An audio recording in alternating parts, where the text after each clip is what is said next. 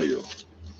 Oh my, oh my, oh my, so much news, so much news.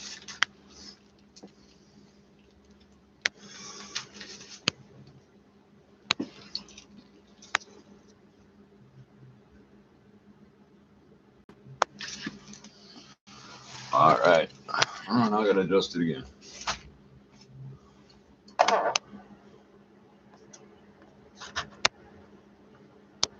Oh. That's close enough.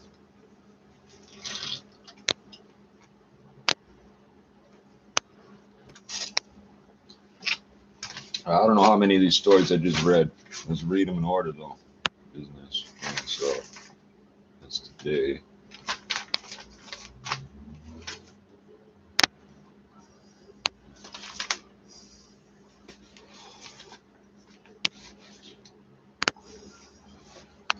Where the fuck do I start, man? These stories are so disparate.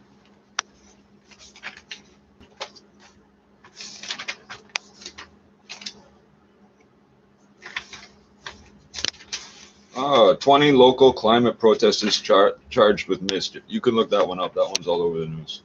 Oh, yes. Okay.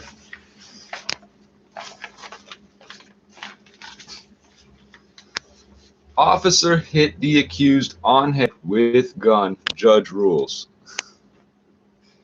Court tosses firearm and drug charges, citing credibility problems with police evidence. This is fucking great. I love this city, man.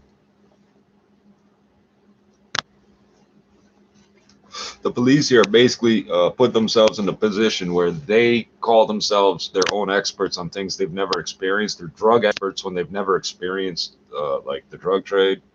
So if you adjust your belt, according to the police officers, like the lowest ranking police officers, since they're the experts, since they can testify to this shit and say it over and over, that means you have a gun. If you adjust your belt, you have a gun.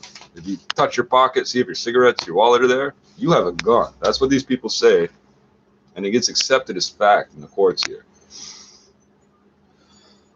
A Toronto judge tossed out 9 firearm and drug charges on Monday after finding a police officer hit the accused man on the head with a gun while he was compliant and face down on the ground, hands behind his back.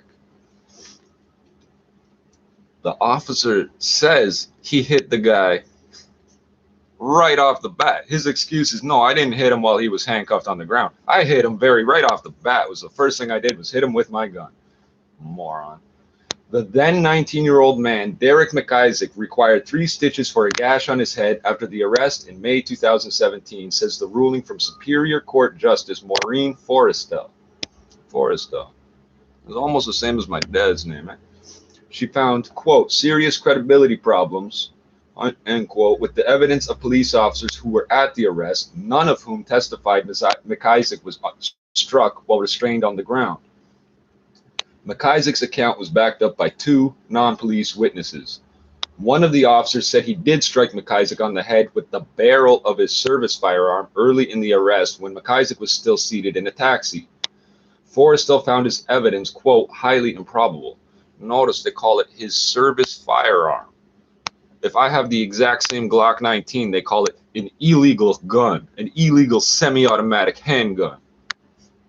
And a prohibited weapon, because they have a magazine capacity, unless it's got the fucking skinny mag. If it's more than 10 rounds in a handgun, it's prohibited. But I find that the force used against Mr. McIsaac was unreasonable and excessive, and that the integrity of the judicial process would be undermined by allowing the prosecution of Mr. McIsaac to proceed.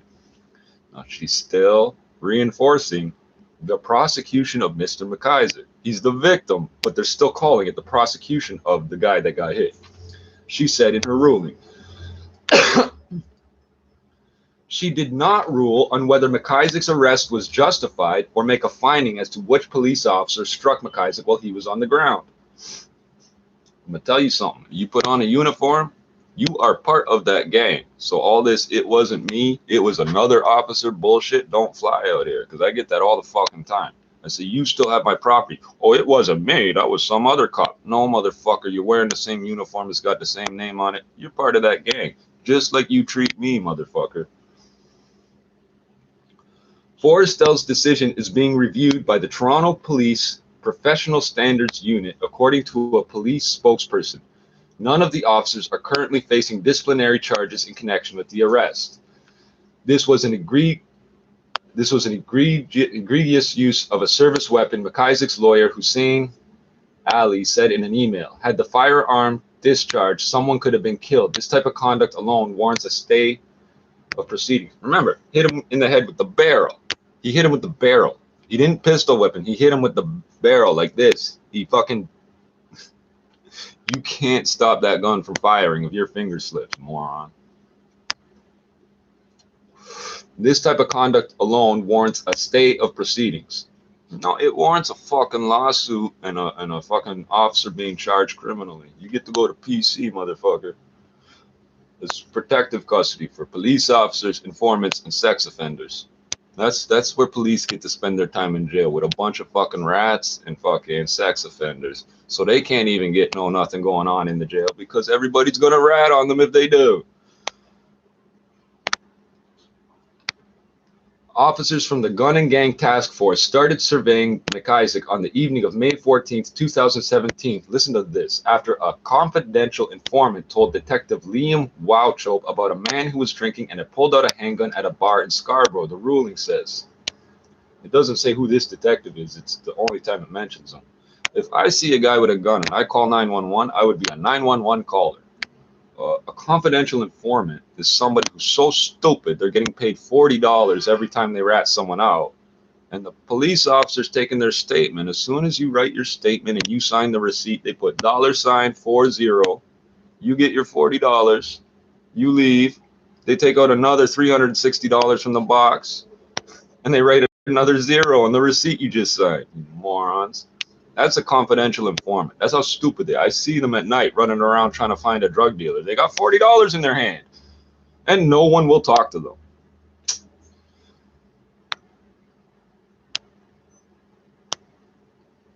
I'm going to read this part a second time. Officers from the Gun and Gang Task Force started surveying McIsaac on the evening of May 14, 2017, after a confidential informant told Detective Liam Wauchope about a man who was drinking and had pulled out a handgun at a bar in Scarborough, the ruling says.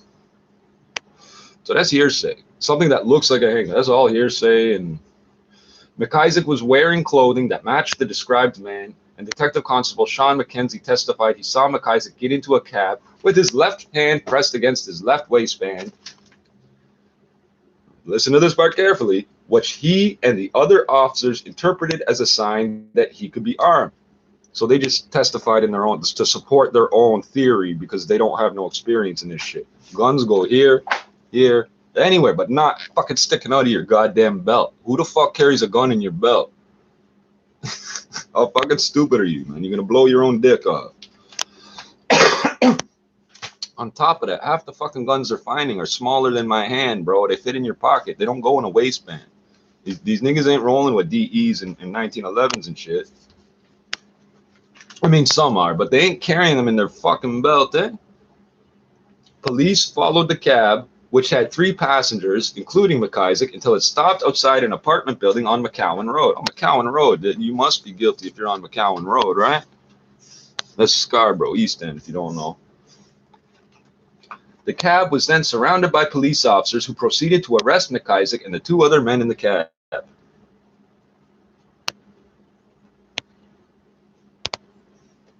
I remember the charges just got just tossed out. Just as tosses. So I don't know. I guess it's withdrawn. Because if they can stay the charges, that means they can reinstate them within a year. But they could always come back and charge you anyway. But so I'm going to assume they mean withdrawn, because it just says toss. Tosses, toss. McKenzie testified he hit McIsaac with the barrel of his service firearm. So it wasn't his illegal gun that he keeps on his ankle. It was his other gun that the government paid him for. While McIsaac was inside the taxi, it was a, quote, distractionary strike, end quote, to McIsaac when another officer yelled, gun, he said. Here's the problem. Distractionary is not a fucking word, eh? A distractionary strike. They could put D, capital S to make it sound official. I could read you some of my disclosure. You'll laugh. Uh, the way these people speak, and the way even when they're writing things down to cover their own ass, they make shit up. There's an hour between when I got arrested and when I'm told I threatened an officer who was not at the scene. An hour later, in his notes, he wrote the real time, 11:40, not 10:40. He wrote the real time. He fucked it up, eh? And he cites my drug use. What drugs? You didn't find no drugs on me. I didn't tell you I do no drugs.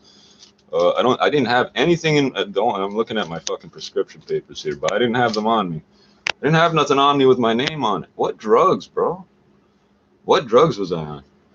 That's Graham Rempel, the idiot that fucking wants to see. I like the dude because he's a little fucking scrawny little dude with glasses. So I don't think anyone should pick on him for being a cop. This stupid retard let the other cops talk to him into saying I threatened him. The one ally he's got on the street. He's brand new out here.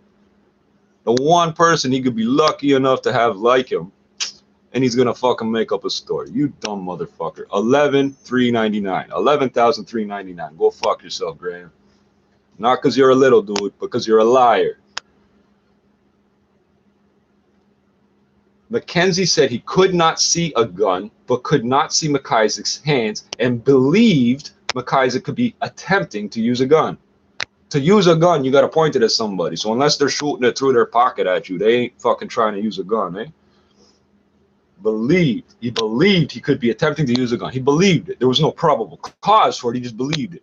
What the psychs would call that a delusion, which is a symptom of fucking psychosis.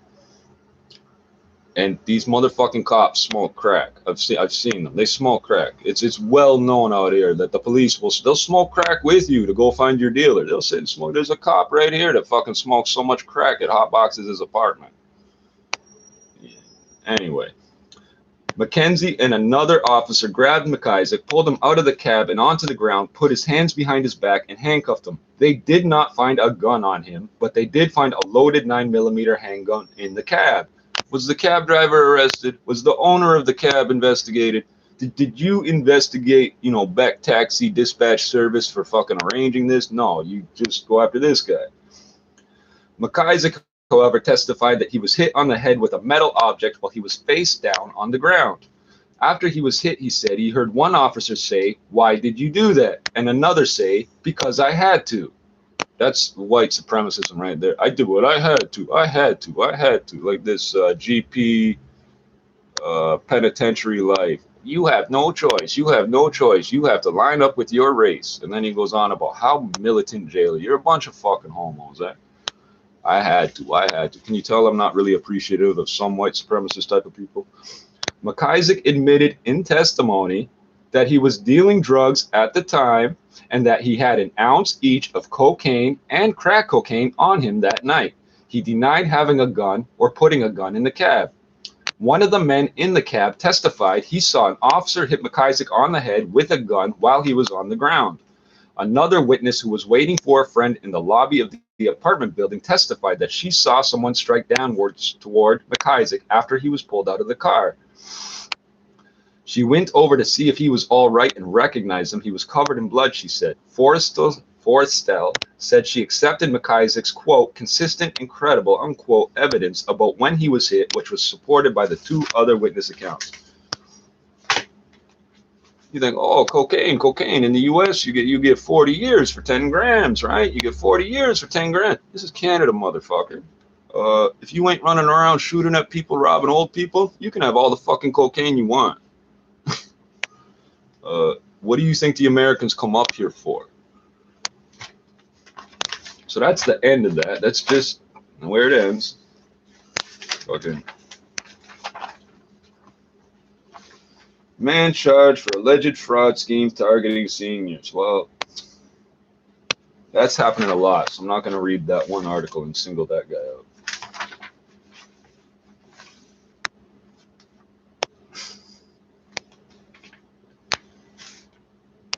Counselor Joe Cressy is a retard. It says, if you're planning to have a kid, you better think twice unless Doug Ford reverses these cuts. It's you had better. And whoever typesets the fucking newspaper, you put an end quote, but you forgot to put the first quote. So, yeah, I'm a proofreader. I've been proofreading shit for so fucking long.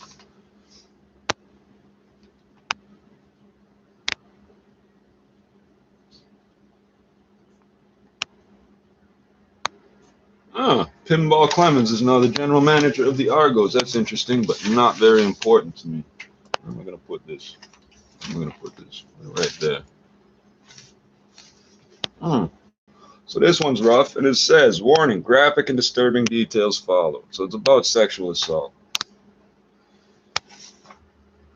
Gang assault taped, Crown says. Jury told surveillance footage shows victim being drugged, attacked over 8 hours.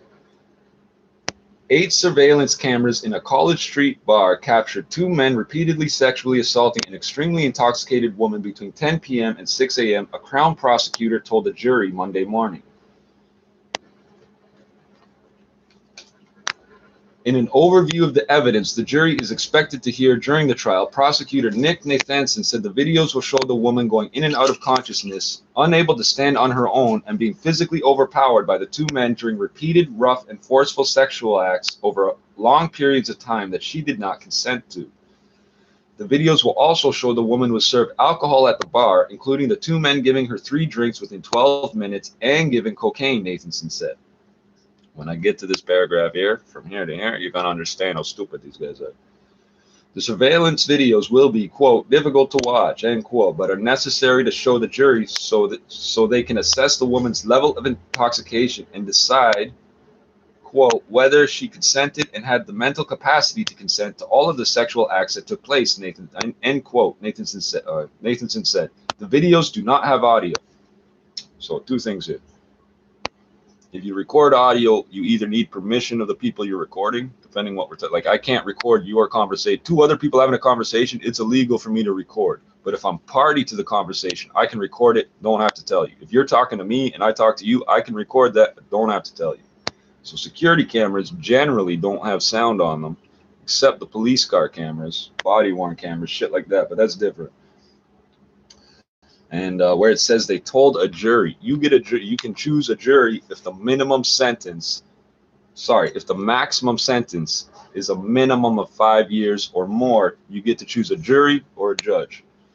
So if they pick a jury, it's because they think they can win with the people. It means that they're concerned that the actual law is going to find them guilty, but the people might feel for them. Remember what I said about these. Paragraph here. Gavin McMillan, 44, and Enzo de Jesus Carrasco, 34, have pleaded not guilty to charges of gang sexual assault, drugging to overpower, and forcible confinement.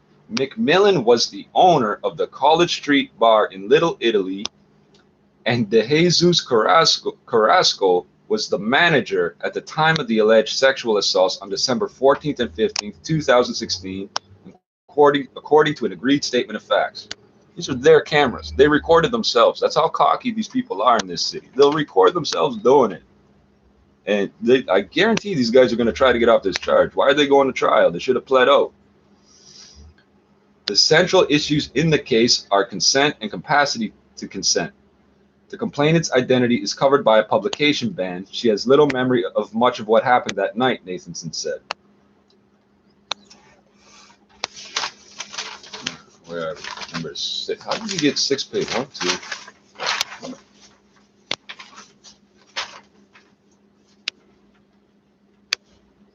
Oh yeah. Okay. But Nathanson said she did not consent to any sexual activity with either man.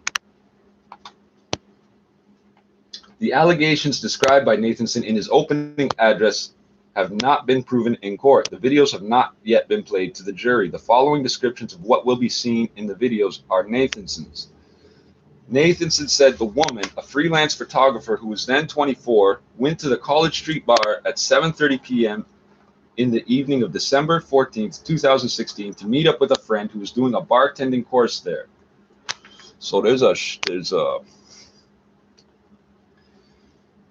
to get your I have the Smart Serve card. There's a Smart Serve card from the government. There's also Mixology, which is the actual mixing of drinks, like the recipes and shit. You can get your food handler card from the city, but you still have to go to a chef school to learn how to cook, right? So there's a whole industry in signing people up for bartender fucking courses. There's a whole industry in this shit. Very similar to H&R Block. Yeah, they do taxes. You know what else they do? What they do more of? They teach people to do taxes. The guy doing your taxes just finished paying them to do a course to do taxes. That's the guy doing your taxes. He just learned how to do them.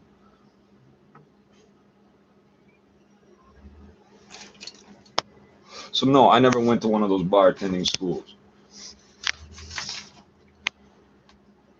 The woman was visiting from out of town and staying with another friend. The woman had a few drinks with the bartending class group, Nathanson said.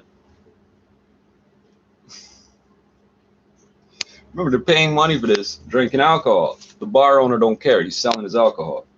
The woman's friend, these guys are the fucking owner and manager, right? The woman's friend left the bar around 10 p.m.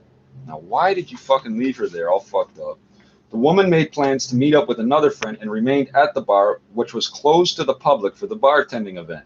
She, McMillan, and DeJesus Carrasco were the only ones at the bar at the time, Nathanson said. After her friend left, the two men gave the woman 3 drinks over the next 12 minutes, Nathanson said. McMillan then left the bar for about 45 minutes. Nathanson said the video will show the woman becoming increasingly and visibly drunk, and DeJesus Carrasco forcefully sticking his hand into the woman's pants. She removed his hand each time or backed away, Nathanson said. Remember, disturbing and graphic details.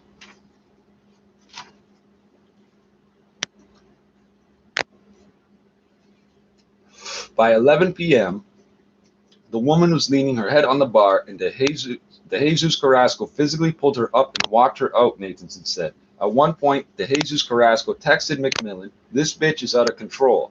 McMillan texted back and told him to fire her and come join him elsewhere, Nathanson said. Quote unquote fire her. I don't know what he meant by that. Later, the woman comes back into the bar and appears to pass out on a chair for 10 minutes, Nathanson said. DeJesus Carrasco texted McMillan, "She's dead, dead, dead. I'm dealing with it."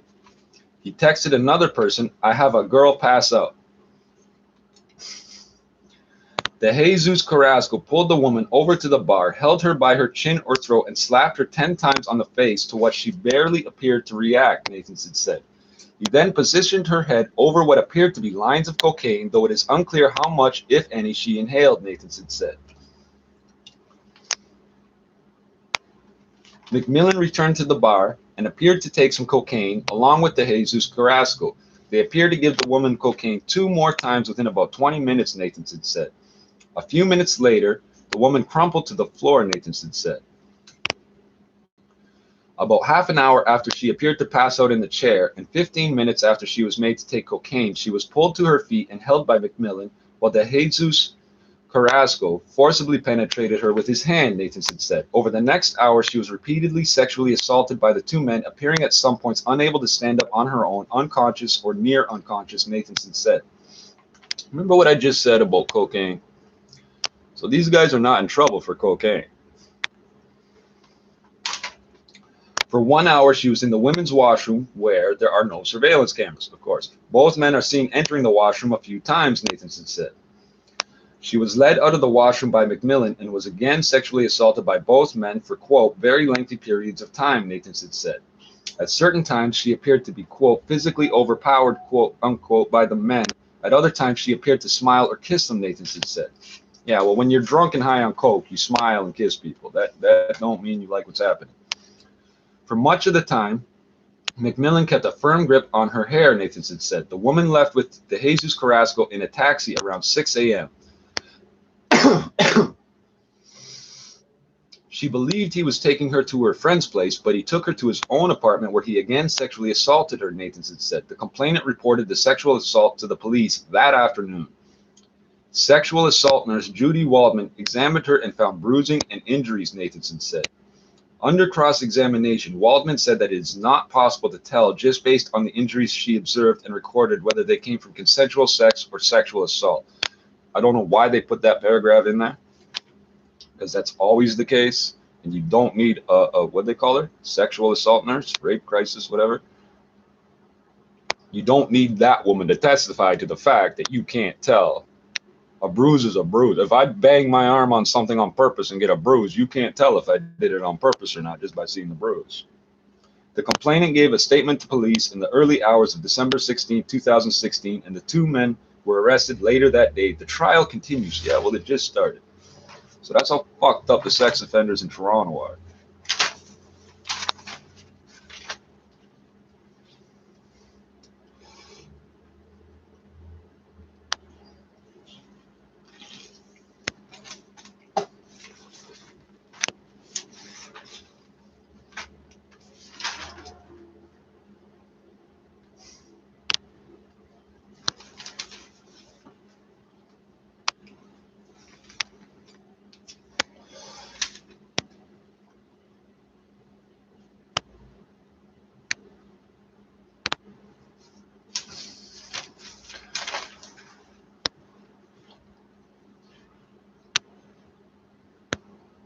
I'm not going to read this whole thing. Women still paid less despite more education. Wage gap has narrowed to 13% according to StatScan, but there's still a long way to go. I'm not going to read the whole thing because it's just verifying what we already know. I like this word illegally. They use it all the time. Poll finds many firms play music illegally. It's not illegal. It's unlicensed, but it's not illegal. Even music that has been legally purchased or streamed can't be broadcast without fees. They're not broadcasting. They're not broadcasting. That term broadcast, the meaning, before radio existed, they used the term broadcast and telegraph. Okay, these words have been around a long time. So just because it says you can't do this or that, don't mean it means what they say it means.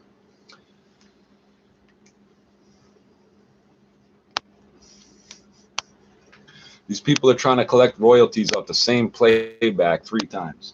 You enter Montreal. I don't know why it says Montreal. You enter a small store with a cozy atmosphere and are drawn in by the music playing in the background, bringing back memories of days long past. The only problem is, in 4 out of 5 cases, according to a recent survey, the music is being broadcast illegally, depriving composers, producers, editors, and musicians of the royalties they're entitled to earn. The Ledger poll found that while 77% of small businesses with 10 employees or less played background music, only 11% paid the fees to broadcast publicly. They're not broadcasting. It's not broadcasting. I'm listening to the music I paid for. If you can hear it, overhear it, that's you listening to my fucking music I paid for. When only those who play music are counted, 12% pay the fee while 81% don't, in violation of Canadian law. No, it's not. It's SOCAN agreements. Well, let's read what it says anyway. It's a quote. So, Canadian law states that if you use music in a business and if the public, your customers, hear that music, you must obtain authorization, a license from the rights holders. No, the rights holders say that. SOCAN says that. Said Eric Baptiste, the CEO of Canadian Rights Management Organization, SOCAN. So he's saying it's a law. No. Copyright law and then what SOCAN says are 2 slightly different things.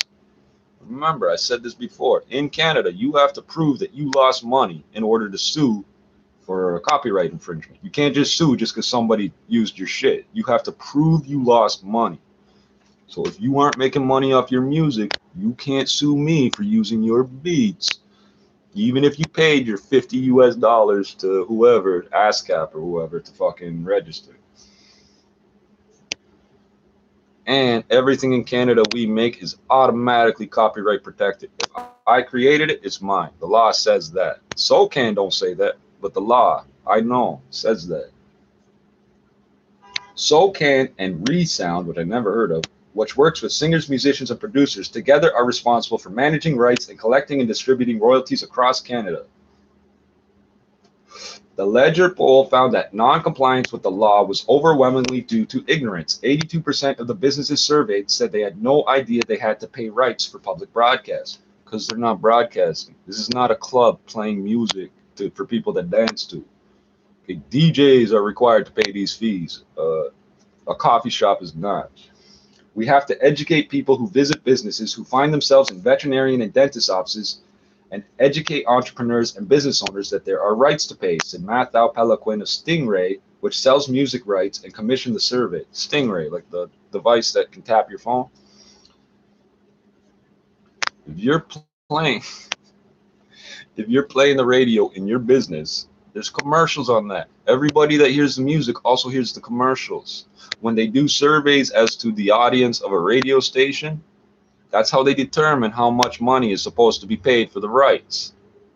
Okay, so they're including all the people that can hear the music. If they're surveying them, I'm going, yeah, I heard the music from this station, whatever. Fucking, that's already counted and accounted for in the fees being paid by the radio station. They don't just go, oh, well, this many businesses have radios. They fucking do surveys. They don't ask people, was it your radio you were listening to? Because it don't matter whose radio it was that you were listening to. While he didn't go so far as to question the poll, Baptiste said he was surprised by the level of non-compliance found in the survey. It gets more interesting here. Oh, yeah, I forgot about that. Oh, shit. Ah, fuck, there's like 6 articles in here.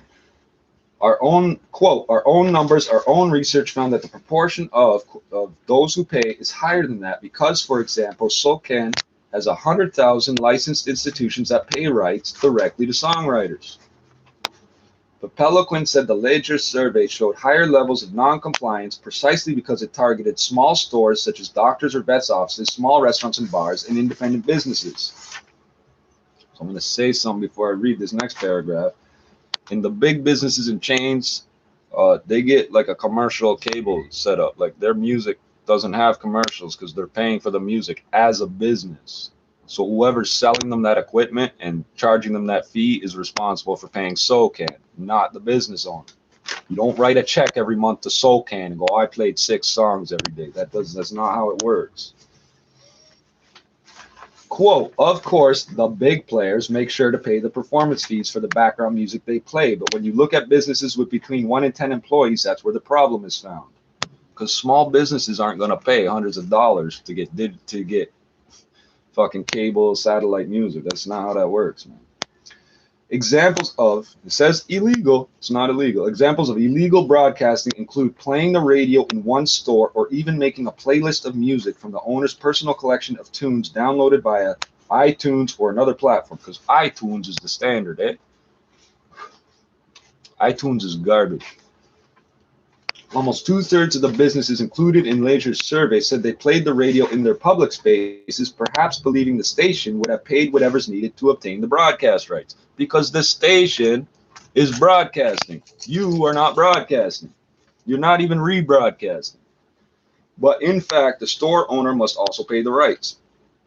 It does not cite the law that says that. Similarly, even music that has been legally purchased or similarly, they're trying to draw an equation here because people are like, oh, illegal downloads, I get it. Similarly, even music that has been legally purchased or streamed on a service such as Spotify cannot be broadcast without paying an additional fee.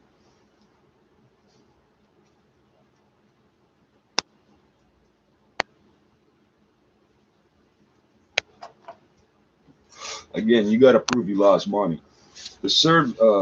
Only 1 in 10 of the businesses surveyed by Ledger said they used a distributor such as Sirius XM or Stingray, which can be legally played because the broadcaster covers the rights. What did I just say? I didn't even read that part yet. Ask a person if they'd be willing to pay for something already available for free online or over the air, and most will respond with a no, because you already paid for it.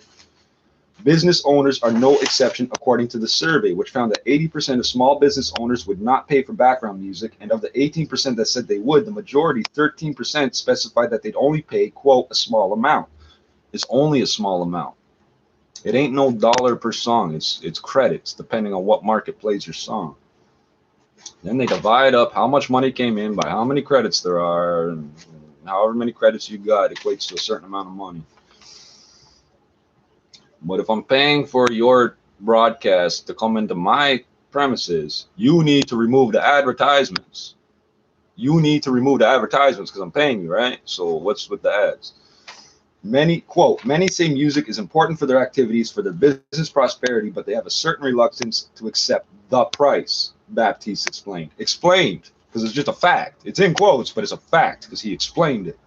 That price, Pelequin points out, isn't very expensive. Prices are set according to a commerce's square footage and a number of clients, meaning that many small businesses would pay $100 or less per year if they got the Sirius satellite. But there's no reason for them to be paying somebody that's already paying for the shit. The Ledger survey was conducted between January 4th and 19th, 2019, and questioned 510 small businesses with 10 employees or less across Canada through phone interviews with owners and managers of small stores, restaurants, service, or entertainment-based businesses, and veterinary clinics. Okay, so they're talking to people. So in a different article, you would find out the vast majority of these people running successful businesses are immigrants. English is not their first language. Okay, if a company owns a work vehicle and the driver's listening to music, that would be illegal because other people can hear it as he's driving by, according to what they just fucking said.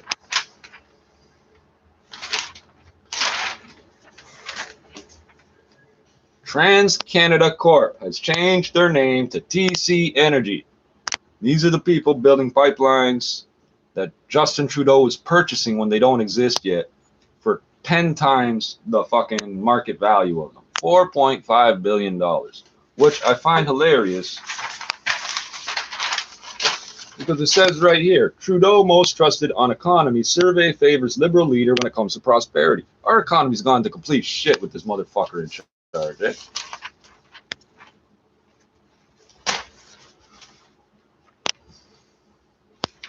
TC Energy, formerly TransCanada Corp, has been selling assets to strengthen its balance sheet and fund capital projects. They just made $4.5 billion. They're still selling shit out, eh? Coastal GasLink, is that TC? No, that was, there's like two big companies. I might have them confused. Coastal GasLink draws Mubadala interest. TC Energy, TransCanada Corp, is looking to sell up to 75% of the natural gas pipeline, says Bloomberg. That's like saying I'm ripping you off by reading this out loud. I'm only reading this for people that either can't read or don't have access to this. You go find this shit yourself and find it. It's going to take you fucking 3 days to find what it takes me an hour to get. So this is not copyright infringement either, and I ain't getting paid for this, so fuck you. New York, the Coastal GasLink project, a natural gas pipeline TransCanada TC Energy Corp is selling, has drawn interest from potential investors, including Mubadala Investment Company, according to people familiar with the matter. Other suitors are circling the assets, said the people, who asked not to be identified because the matter isn't public. It is public, motherfucker, because we know about it. TC Energy, which changed its name in May from TransCanada Corp, is working with an advisor to sell up to 75% of Coastal GasLink, which is estimated to cost $6.2 billion Canadian to build, it said in a regulatory filing in January. It's not clear how much the stake would fetch in a sale. What's my phone? Oh. TC Energy does not comment on market rumors, end quote, the Calgary-based company said in a statement. As, quote, as has been previously reported in our quarterly financial disclosures, we continue to advance funding plans for our Coastal GasLink project, including the potential sale of an ownership interest and project financing, which just means they don't have the money to build this shit on their own. So they're going to sell 3/4 of it, the vast majority of it, before it's built. That don't make no sense. A representative for Mubadala declined to comment. By the way, if you got the word investment in your company name and you are not an investment dealer, you're a scam. TC Energy, TransCanada Corp, has been selling assets to strengthen its balance sheet and fund capital projects following its $10.2 billion takeover in 2016 of Columbia Pipeline Group, Inc. Coastal GasLink will connect gas fields in Western Canada's prolific Montney Shale Formation with the $40 billion LNG, Liquefied Natural Gas Canada project on Canada. LNG Canada project on British Columbia's coast. That $40 billion, so we got 4.5 billion for the one pipeline, $40 billion for the government to build a natural gas facility, and what it's gonna do. This is so stupid. Ships that do not exist yet are gonna come in and load up with natural gas. If you see these ships, they look ridiculous. They look like they're just waiting to explode. It's a big, huge natural gas tank floating on the water. They're going to fill up these ships with gas. They're going to send it to China. China's going to buy it. China has to build a facility to get this gas. Russia, Gazprom, has already built a pipeline from Russia to China. They already have natural gas cheaper than they're ever going to get it from us. And where it says shale formation, that means there's rocks, and they think there's natural gas in there. Hydraulic fracturing does not release anything. It doesn't. The chemicals they pump into the ground mix together and release methane. This methane that is now coming out, they claim, has been released from the ground. There is no more methane in the fucking ground. The wellheads, the wells never return to peak production. Never. They never go back up to peak production. So there is no new gas being released, or that's not how it works. All the shit they pump in is what's coming out that they're measuring as new gas. There is no fucking such thing as hydraulic fracturing and actually getting gas out of the deal. It doesn't work. The 670-kilometer long pipeline is expected to go into service in 2023. Expected. Mubadala, they've been trying to build an airport for 45 fucking years out here. We still don't have a city out there where they want to build this airport. 45 years. This is Canada, how we do things. 4.5 billion for a pipeline that don't exist yet. Mubadala, Abu Dhabi's sovereign wealth fund. I knew it. Abu Dhabi's sovereign wealth fund. So this is like their bank account for it. Spent about $19 billion last year expanding into new industries as it seeks to diversify its economy. They want to own a little bit of everything.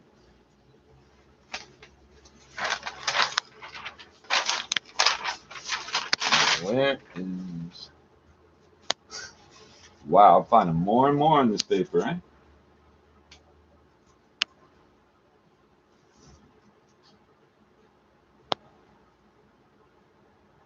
GM changes pension plan. Okay, let's read them in order.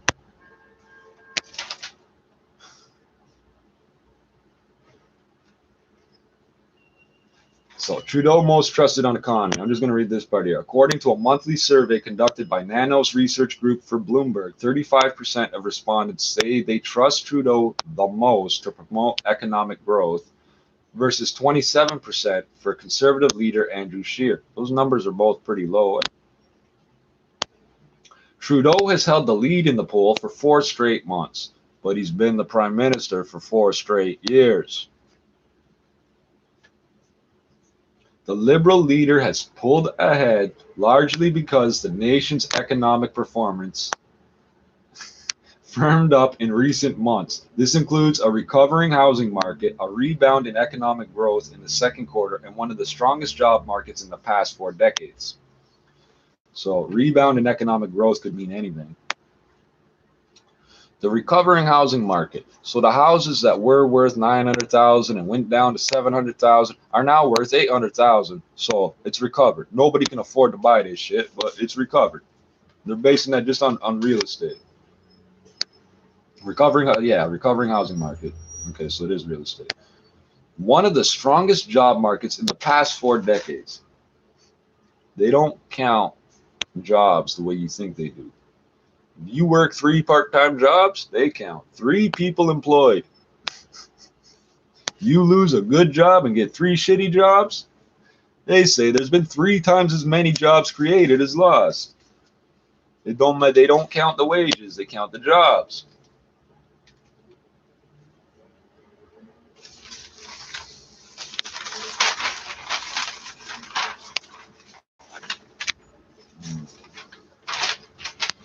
Oh, we're only 45 minutes in, eh? General Electric unveils changes to pension plan. I didn't read this because I just saw it just now. General Electric up here, they've changed their name to BWXT. They all change their names all the time. Because I was putting GE Hitachi as a hashtag on Twitter. Oh, they did not like that. They had a crackhead employee at this nuclear fuel rod plant that would stand out front, fucking vaping whatever he's vaping, yelling at random passersby. This fucking idiot called the cops on me one day because I took a picture of my apartment building. I continue on my way. 2 blocks away, I notice there's a white guy following me, looking all sketchy, tizzick. He's got a big fucking phone to his ear, but he's acting like he's not talking on the phone. And he ducks behind a phone pole. I'm not even joking. A phone pole. He's this wide, the pole's this wide. And he keeps ducking out, looking at me. I turn around and start walking towards him. He flips out and starts running. So I start running. And he runs straight into GE Hitachi. I'm like, what the fuck? And then the security opened the gate enough for him to run in and then closed it. Like, what the fuck was this? I leave. I go eat. I come back an hour later. A police car flies past me, pulls a U-turn, flies back again. There's a bridge here. You cannot walk from the road to the sidewalk. It's like a 10-foot difference. As I'm going through the unlocked front, I unlock the door and I'm coming through. I get grabbed and thrown into a fucking window pane because I took a photograph. Oh, you've been taking pictures. This video is on this channel. They're kicking my feet over and over, and they keep pushing me into. They're literally, one's going like this, and the other one's going like this, side to side. They're moving me side to side, telling me to stop resisting. You can see clearly I'm being shaken around like a rag doll. Eh?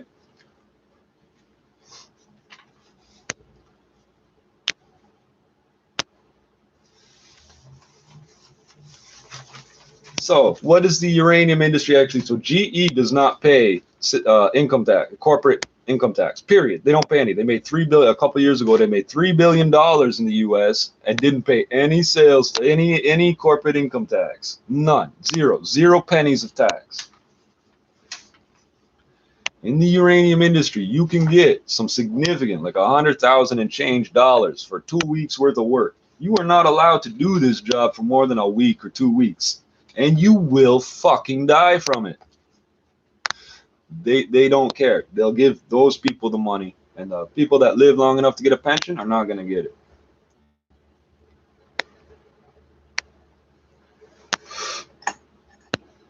So all the guys that actually work in the uranium mines and shit, what they actually see when they're out there, they can't tell nobody because they're all dead. So ask yourself, how come no natives will work in the uranium mine? It's on their land, and they won't work in it. They will not go into that mine. They've seen thousands of white dudes come and go and fucking get horrible cancers, but they won't work there. They'll work in the diamond mine, not the uranium mine. Think about that. It says, GE unveils changes to pension plan. Freeze for thousands of U.S. workers will become effective January 1st. General Electric Company said it was freezing its pension plan for about 20,000 U.S. workers and offering pension buyouts to 100,000 former employees as the conglomerate looks for ways to pare its debt.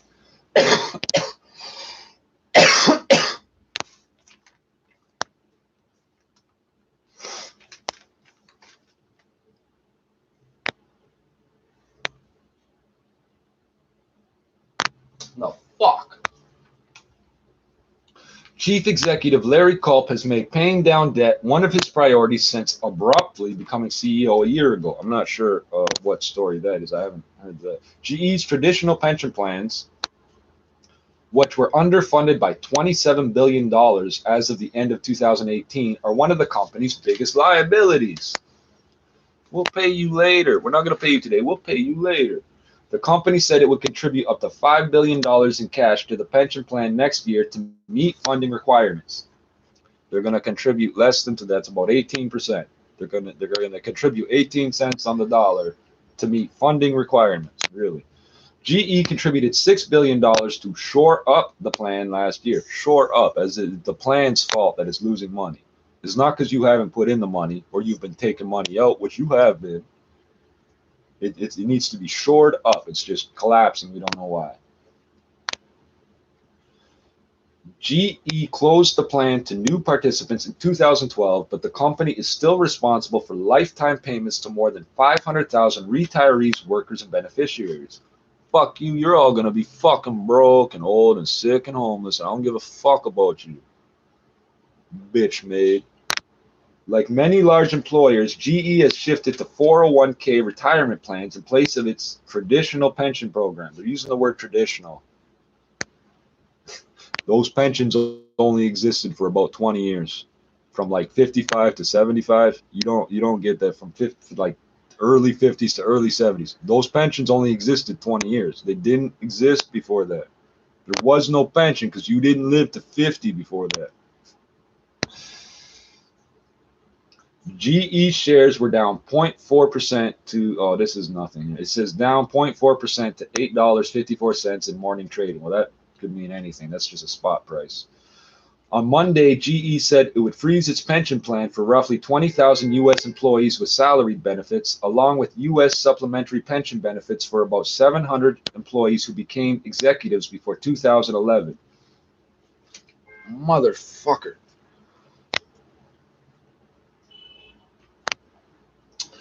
The freeze, effective January 1st, 2021. Oh, that's funny. Up here it says January 1st. Here it says 2021. So you're thinking that 3 months. No, it's 2 months. It's a year and change. The freeze, effective January 1st, 2021, won't affect retirees already collecting pension benefits, GE said. It will record a non-cash charge on the move in the fourth quarter. So they're going to write off income that they made. It's your responsibility to fund this pension plan, but you're going to double dip. We'll pay you, but we need a tax cut too. How is it a non-cash charge? Mr. Culp has called 2019 a, quote, reset year, quote, end quote, for GE. The company recently gave up control of oil services firm Baker Hughes, triggering a charge likely exceeding $8 billion in the third quarter.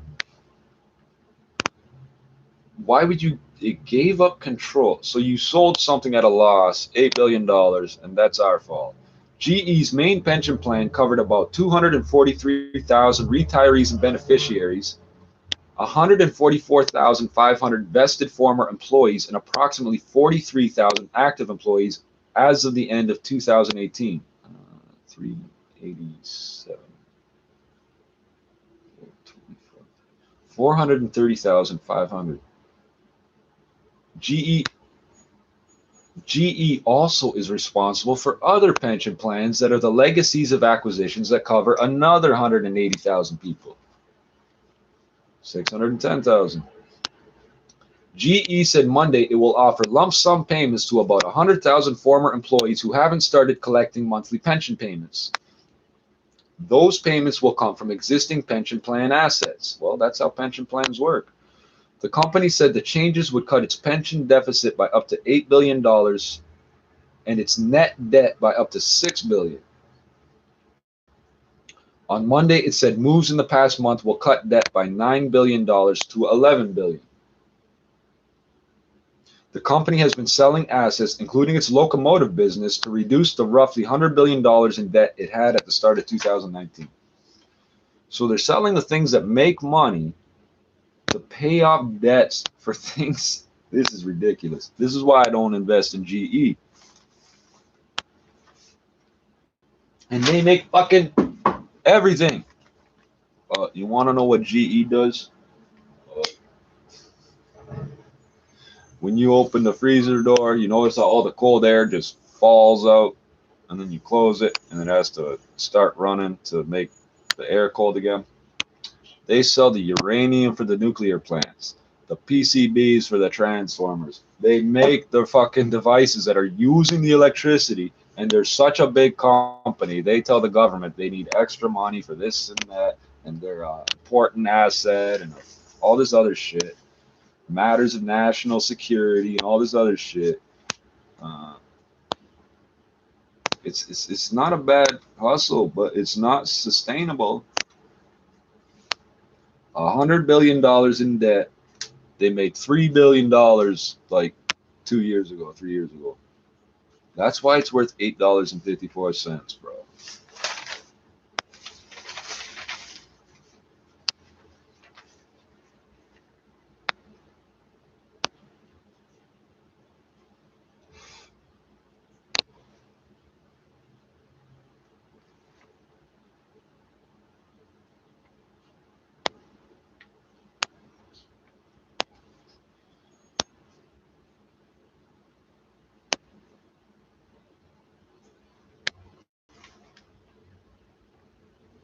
Okay, I'm not reading this because it's bullshit about pop vaporizers.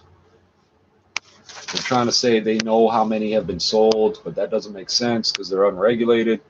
So they're saying in the past month the sales went up and down and shit. They can't know that because they aren't counting the number of vaporizers sold. So I'm not reading it. Norwegian pension fund exits oil sands. Shout out Norway. See all this red hair? See all this red hair? The Norse have been coming here 1,100 years, motherfucker. They still sing songs about us. The largest.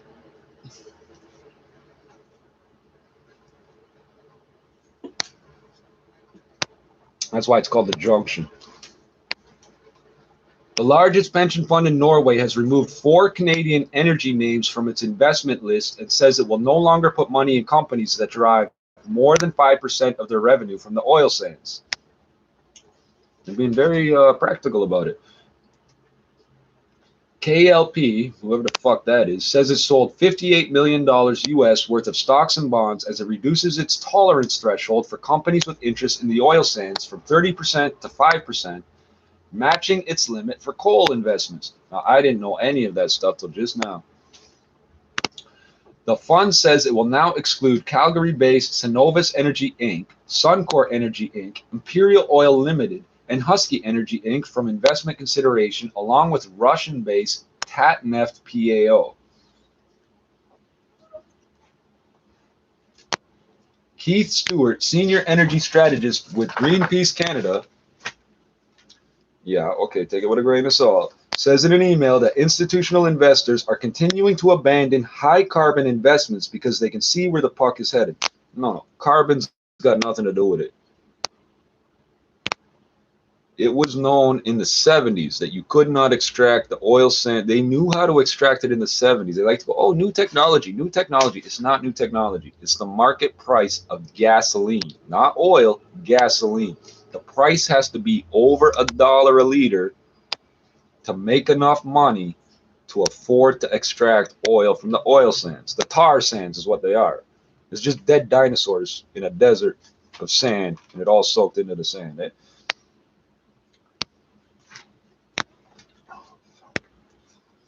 They 7, so that's 40.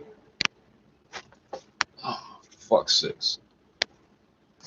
They knew in the 70s that the price of fuck, man. Every time I get into some sensitive shit, my internet shit fucks up, eh?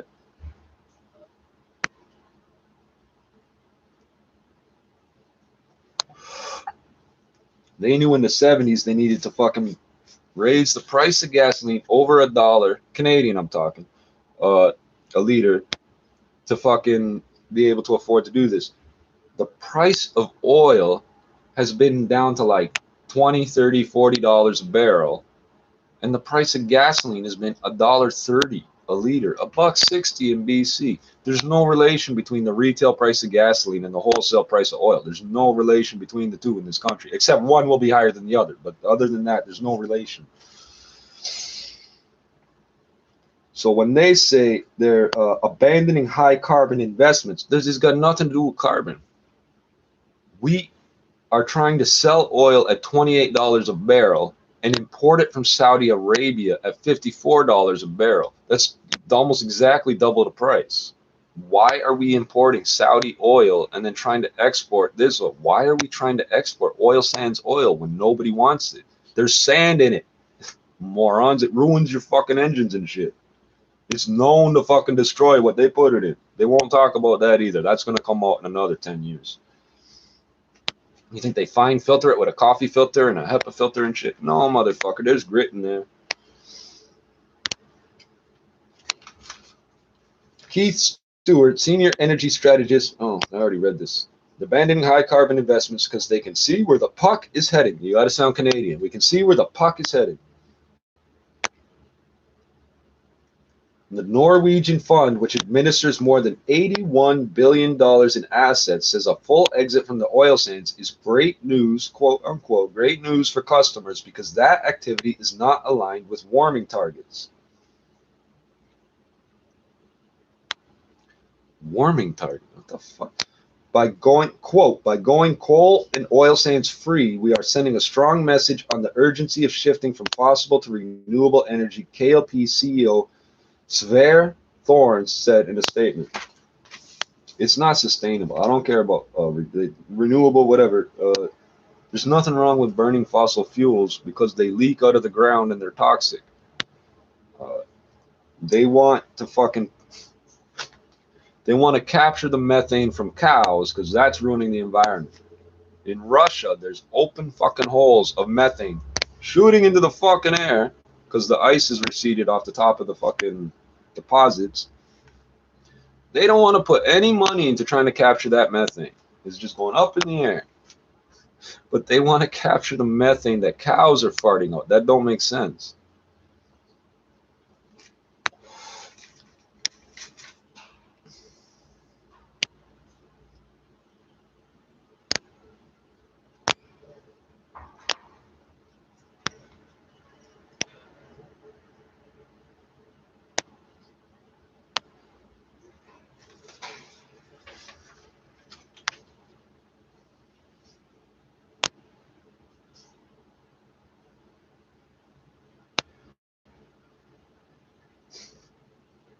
Yeah, they're trying to link cannabis to the illnesses caused by vaporizing.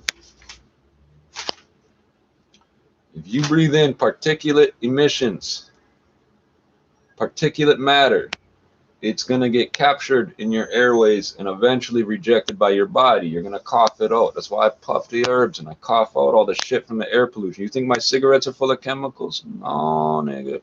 This is the purest shit you can get. All you niggas in jail paying $25 for a derm or whatever the fuck, bull derm or whatever you call it, you're idiots. You're hopping on gasoline. This is backwards thing. They took a native plant, medicine, they put gasoline in it because Inuit kids are huffing gas. We reversed it on you. Now all of you are huffing gas. You're addicted to huffing gasoline. If you vaporize, gasoline's a vapor. Opium is a vapor. Heroin smoke is a vapor. When you fucking vaporize, it goes right in and out. There's no particulates to get caught. Whatever chemicals you're breathing in and out are fucking going right into your bloodstream. They're going right into your fucking alveoli and everything in your lungs. You can look all that shit up. When you look up how your lungs actually work, you're gonna stop saying that vaporizers are healthier. All these motherfuckers sell it. It's, I don't know if it's illegal, but the shops are not legal. And they swear up and down that they test their weed. They swear, which they can't legally do in this country. They swear up and down it's this percentage of indica and sativa. The two don't fucking hybridize, but they're swearing one plant is. No, motherfucker, it don't work that way. Metrum, 17.9% THC. Black market cannabis, 36% THC. And you're paying more for the ounce than I am. I'm getting twice as much for the same weight.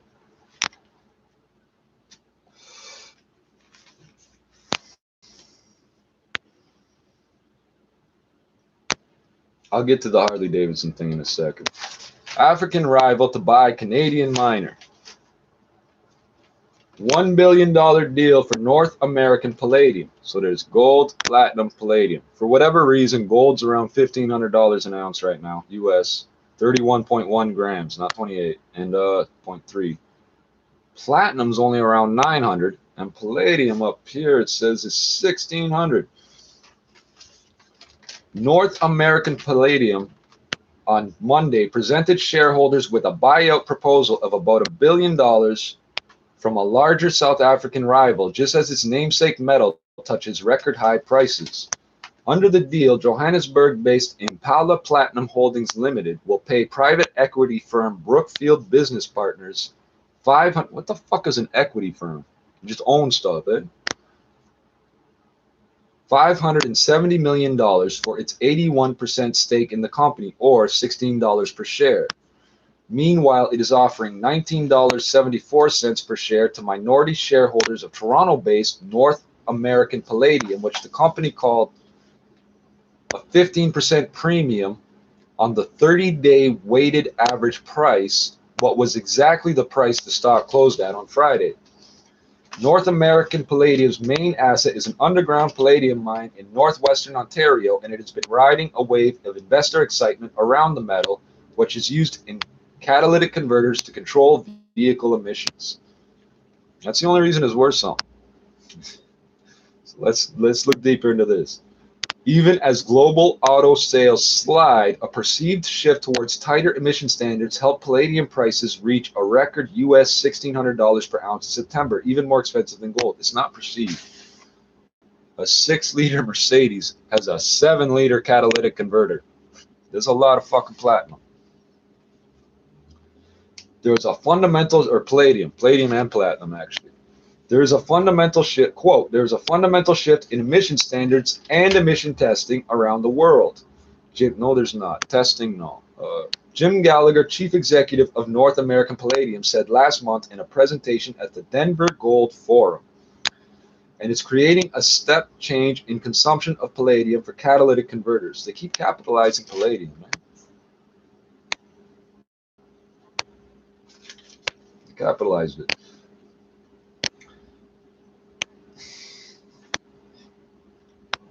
So when you buy them in Ontario or Canada, motorcycles are exempt from emission standards. In Europe, they're not. So in Europe, at exactly 5,000 RPM, they test the fucking exhaust. Well, this means every fucking bike you buy in Europe, as soon as the needle hits 5,000, the power drops. This is how they beat emissions tests. So you're only at 5,000 RPM part of the time, man. So fucking, and every bike's different. Some of them will hit 12,000 RPM. So why 5,000?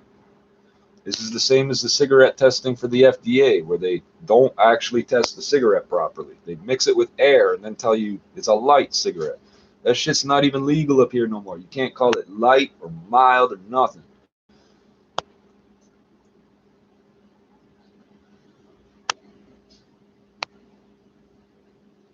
He estimated auto sales in China dropped by as much as 10%, but said some automobiles now use 30% more palladium in their catalytic converters to meet new emissions testing standards. The changes have made platinum, once considered a substitute, less viable, Gallagher said.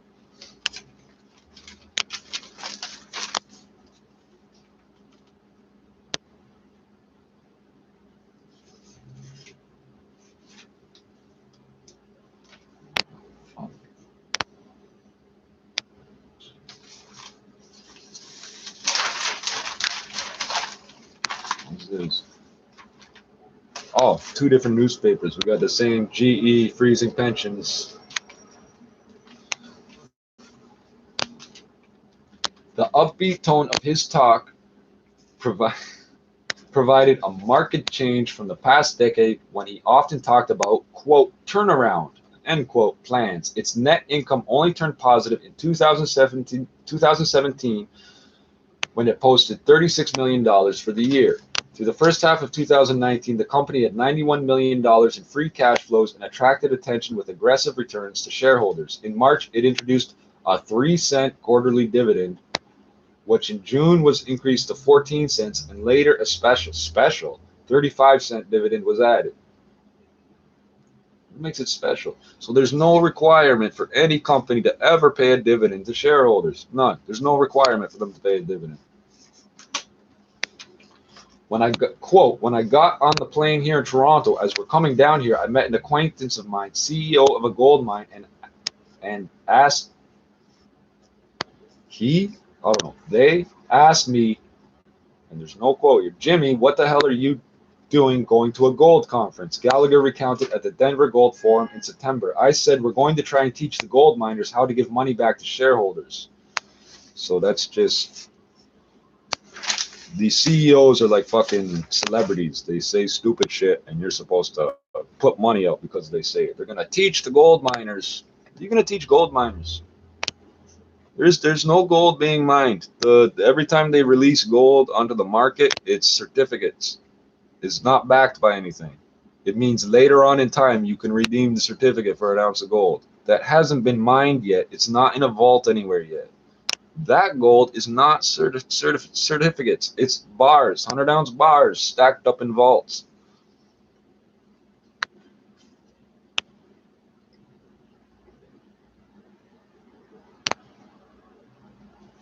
The Queen of England's friggin' gold is not certificates in an online account. It's a fucking vault. It's a warehouse full of fucking gold.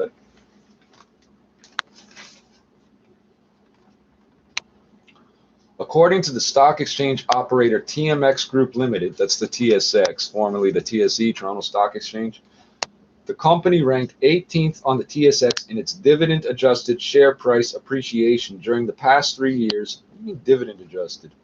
Rising from what do you mean dividend-adjusted? I'm supposed to calculate the dividends, not you. Rising from $4.80 in 2016 to $17.80 as of October 1st. The share price was up a single cent to close at $19.74 on Monday, like I said.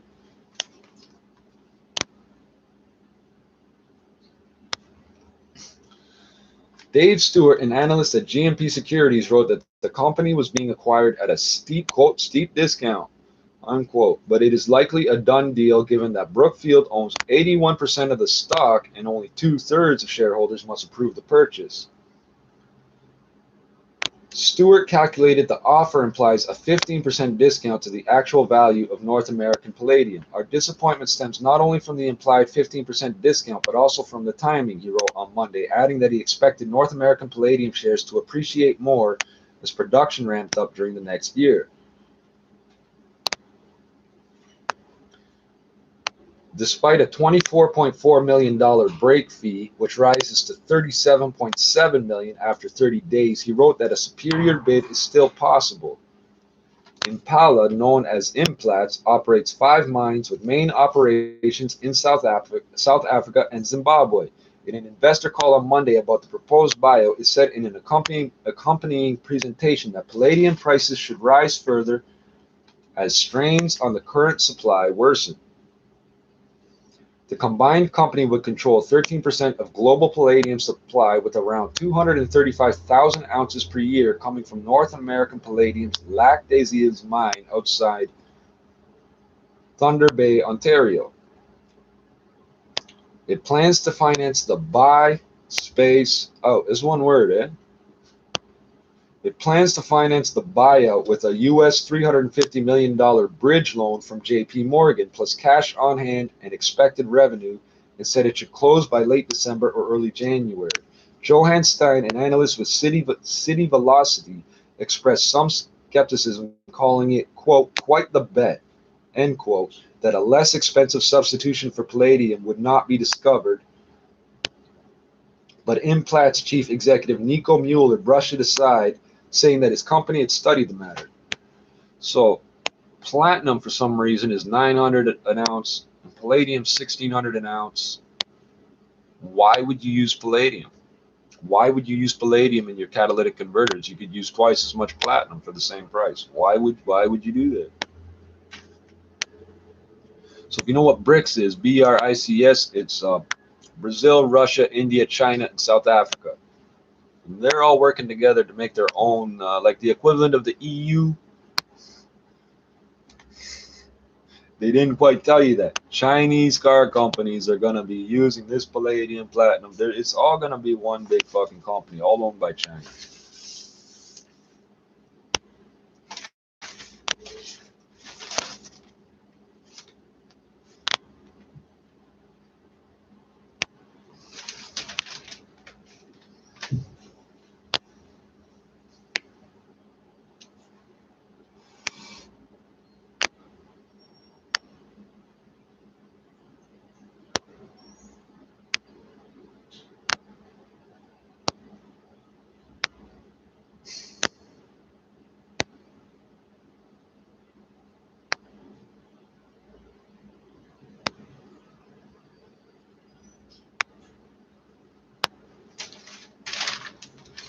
I'm gonna read this whole thing, but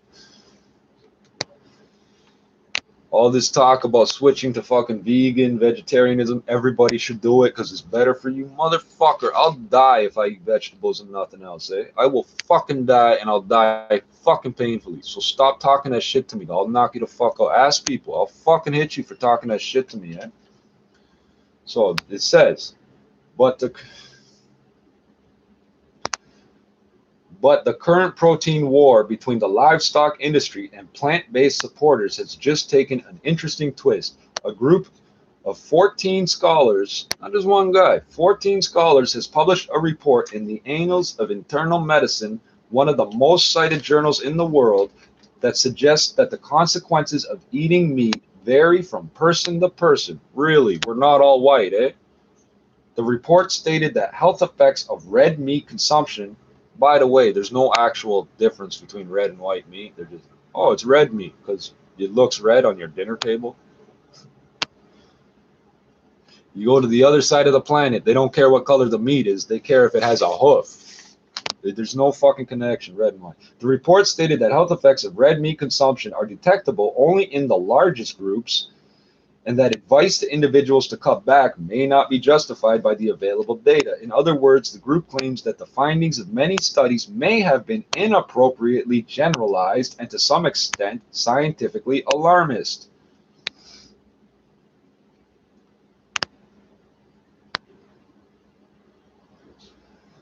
I'll finish this paragraph. Their quote meta analysis, end quote. Why would you call it that? That's what it is. Why would you quote that? Looked at 54 different studies with, they put quote marks on things to make it look like it's not really what it is. It is a meta analysis, so you can call it that. You don't have to quote them calling it that. Looked at 54 different studies with high methodological standards published over a period of about 20 years. It's an interesting read where this asshole pretends he read it. The disclosure section where conflicts of interest are listed takes up almost half the report because he flipped through it. Eh? He didn't read it.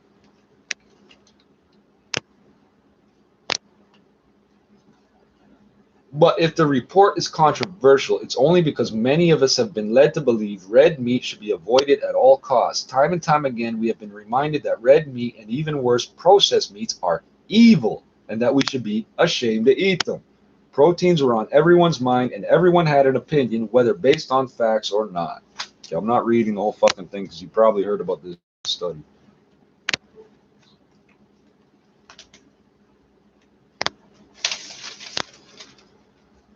They give me celery. They put lime on my food and wonder why I throw it out. You can't eat lime.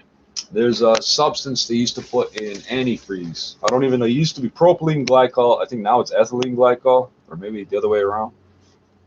It's got a trade name, Vitex or some shit like that. It's the bitterest substance they can come up with to put into antifreeze, because antifreeze looks like Kool-Aid. Okay, dogs will drink it because it tastes sweet. A teaspoon will kill your fucking dog. It'll make you go blind. Uh, Lime is the most bitter fucking thing you can put on food. You cannot eat it. You can't eat it. That's what bitter is for, to make you not eat something.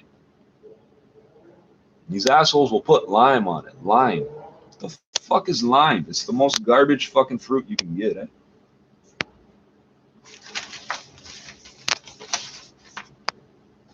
Oh shit, I've been at this a while, eh? Where's my phone?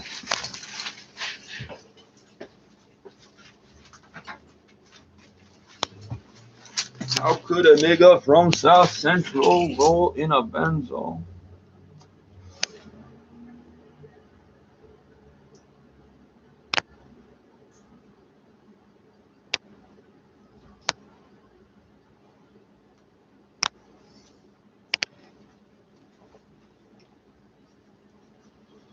Well, we've only got these two sections left. So what have I been at this for? Holy fucking hour and 20, eh?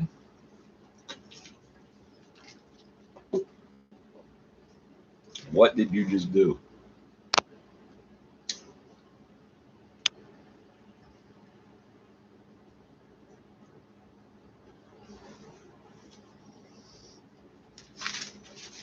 I know I'm gonna miss something here.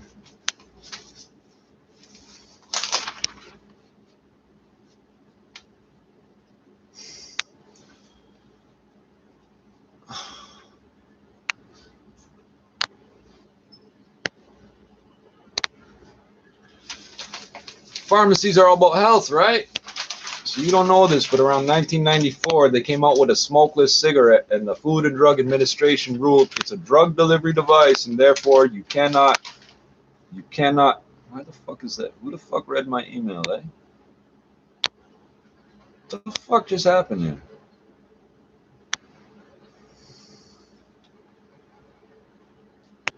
So we have a thing in Canada called CSIS. We have another thing called CESC, Canadian Electronic Security Commission or some shit. I know they try to tell me I'm schizophrenic because I think my things are being fucked with. Actually, this is the one thing they won't cite. They won't cite my electronics being fucked with as part of my delusion. Well, I'm telling you, my electronics are being fucked with. So say hello to CSIS for me. You have no powers to get warrants or arrest anybody. And every time you send one of your so-called informants to come bother me, I tell them outright, I'm going to murder them, and they have to go tell you that. And I know that they fucking will. I see the look of shock on their face. You're not prepping your fucking informants when they walk up to me, eh? You're not prepping them. You're not telling them the truth, eh? You're endangering your informants. They're Canadian citizens, and you're a Canadian agency, and you're endangering the public. That's a matter of national security and treason, eh? Oh, for fuck's sakes, man. I don't need this right now.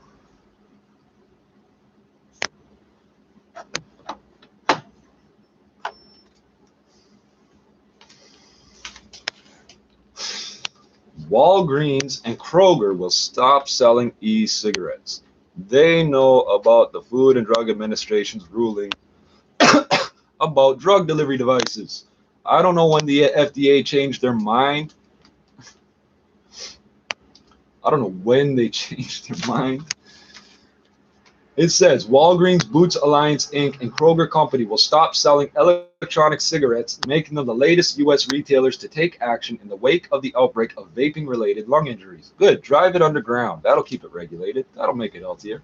Quote, we have made the decision to stop selling e-cigarette products at our stores nationwide, end quote, as federal health officials continue to study the issue, a Walgreens spokesman said in an email Monday.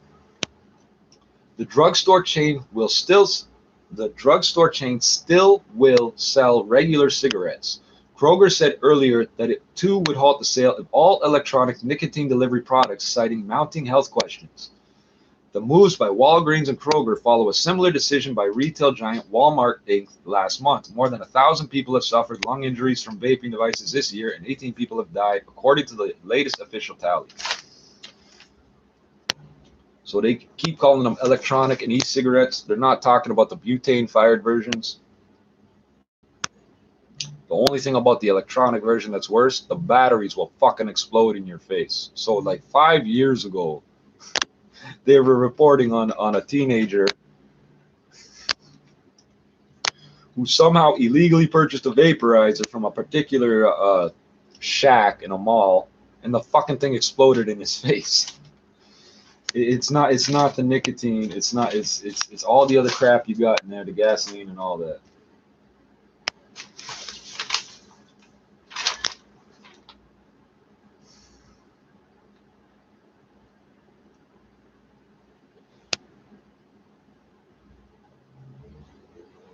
U.S. female soccer players are filing a lawsuit. Oh yeah, okay.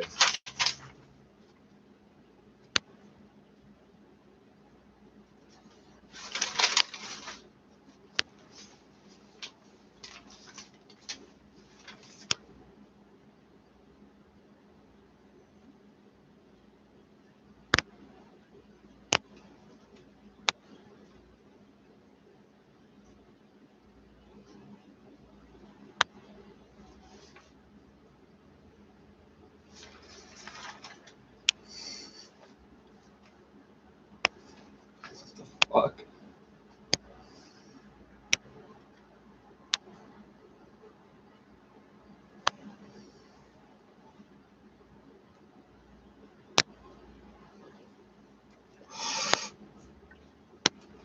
Investment advice. Anybody can call themselves an investment advisor. Oh yes, Brett, I forgot to read that out of this one. I'll read it out of this one. It's the same fucking story. pot firm Brett, look, $100 bills. Pay attention to how, look, it's a picture of a $100 bill across the top half. That means this part here is going to make you money. No, it don't. Pot firm. Breath of Life delays TMX issue. Toronto. This isn't based in Toronto. Why does the byline say Toronto? Breath of Life International Limited, an Israeli medical cannabis company, they are about 10 years ahead of Canada. I swear to God. They started 10 years after us, but they are about 10 years ahead of Canada on medical cannabis in Israel. Breath of Life International Limited, an Israeli medical cannabis company, has shelved its planned initial public offering on the Toronto Stock Exchange until market conditions improve. Yeah, right now you're not going to make no money doing that, according to its chief executive officer, because you have to discount your actual price in order for the speculators to be interested. You have to sell your stock for between 50% and 30% of what you actually think it's worth, or the speculators won't buy it. And the speculators are the only people that have enough money to make big enough purchases that their orders will go through fast enough to get it at the initial public offering price. And then you come along and buy your 100 shares and it's double the price because you're buying it off the speculator. That's how the stock market really works. You don't get to set up all these rules about, oh, if this happens, do this, and that doesn't exist, man. Don't fucking believe that bullshit. Breath of Life had planned to raise, oh, here's the numbers, had planned to raise approximately $150 million through a public share offering priced at $27 to $32 a share, but they can't. They're going to have to sell that for $12 a share. You see what I'm saying? According to a June presentation to bankers. Which bankers? The company said, bankers, it should be underwriters, right? The company said it had revenue of US 3.5 million in 2018 and US 1.1 million in the first quarter of 2019. See, Jews are not stupid when it comes to business. That $3.5 million in your pocket, they tripled from 2018 to 2019, their cash flow. That money's worth more than selling your company for a lousy, it says they plan 27 to 32 a share, 150 million. But cash in your pocket, recurring over and over passively, way better than fucking selling something once. We are sitting, quote, we are sitting on the fence waiting for the market conditions to get better, end quote. CEO Tamir Ghetto said Monday in a phone interview. When the market is ready to be bullish, we'll go ahead immediately. Cannabis shares have been in a bear market since the spring. I've been saying this since last fall. As disappointing earnings. I've been saying this since a while. They don't have revenue. Disappointing earnings, regulatory issues, and now a vaping-related health crisis have weighed on the industry's outlook. Vaporizers don't have anything to do. By the way, this word vaping is not a word. It's vaporizing. Have nothing to do with cannabis companies here in Canada. Nothing to do. Nothing to do with this Israeli company. No connection whatsoever. None. They're electronics made in Indonesia and shit. The BI Global Cannabis Competitive Peers Index has lost more than half its value since its recent high on March 21st. The delayed IPO is a potential blow to Toronto Stock Exchange owner TMX Group Limited. No, it's not. Which they make money whether you fucking list or not, man. Which benefited from dozens of cannabis listings in the months before and after Canada legalized recreational pot use a year ago. No, they legalized possession of marijuana. Louis Anastasopoulos, TMX's president of capital formation for equity markets, said in May that Breath of Life, quote, has the potential to be one of the largest life sciences IPOs that we've seen in a long time, end quote. Life sciences. It's like healthcare, right? It doesn't say one of the largest recreational pot companies because that's not what they do. TMX declined to comment on Monday because they have no comment. All they are is a market maker. The recent decline in pot stocks is healthy as valuations had risen to unsustainable levels, Ghetto said. He plans to wait for a catalyst to boost investor sentiment before proceeding with the IPO. A catalyst. catalytic converters, platinum. They use all these whatever words they see. The people that write these articles get their news from the TV, just like you. Whatever words are ringing in their head, they're gonna write. Quote, I would like to see something which is more solid. For instance, that some companies are getting into profitability or at least balance, and they're starting to behave according to market demand and supply, he said. Because they're not. Right now, most of the companies are not sustainable. You're selling 18% for more money than the end users could sell their 36% for. You're fucking retarded. Bank of Montreal, Cowen Inc., and Bank of Nova Scotia are named in Breath of Life's bankers presentation as the joint book runners for the IPO. Book runners, that's a nice word.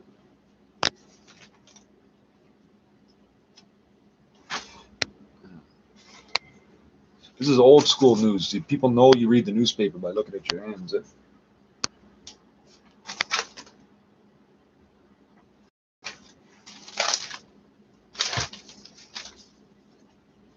Turning to cash isn't the answer to shaky markets. No. See, people wait for a stock to go up, and then they buy it, and when it goes down, they sell it, and they can't figure out why they're losing money. Okay, where's this fucking Harley Davidson article? Here's another company fucking everything up and not staying loyal to their core customers. Harley Davidson. Harley Davidson took Yamaha, I believe it was, to court over the sound of their exhaust. I don't think, if I recall correctly, they lost.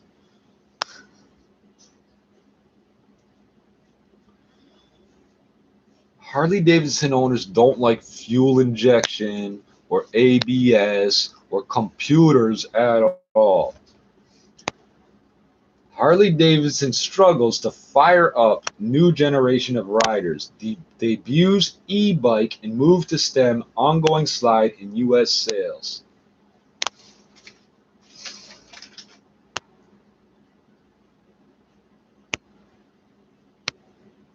You got to be careful with bar charts like this.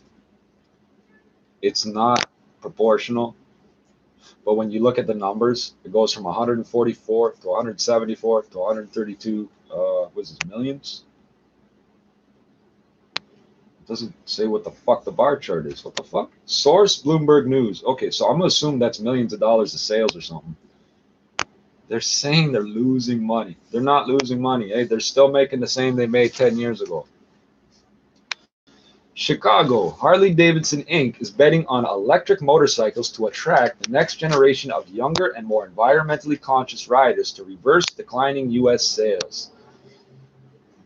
But as Harley ships its first Livewire bikes, priced at $29,799 US to dealers, there's little evidence the 116-year-old brand is catching on with new customers, new young customers. The problem lies mostly with this quote, super premium product's price. The bike costs nearly as much as a Tesla Model 3 and aims for a market that does not really exist. Young, green, and affluent first-time motorcyclists. Doesn't exist, they're right. The sleek sport bike has been available for pre-order in the United States since January. However, the bulk of the orders are coming in from existing and old riders, according to interviews with 40 of the 150 dealerships nationwide that are carrying the bike this year.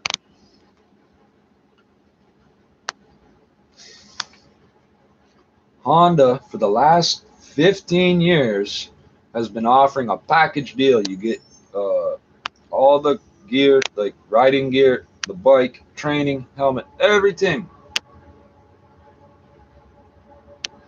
And they've been noticing the same problem.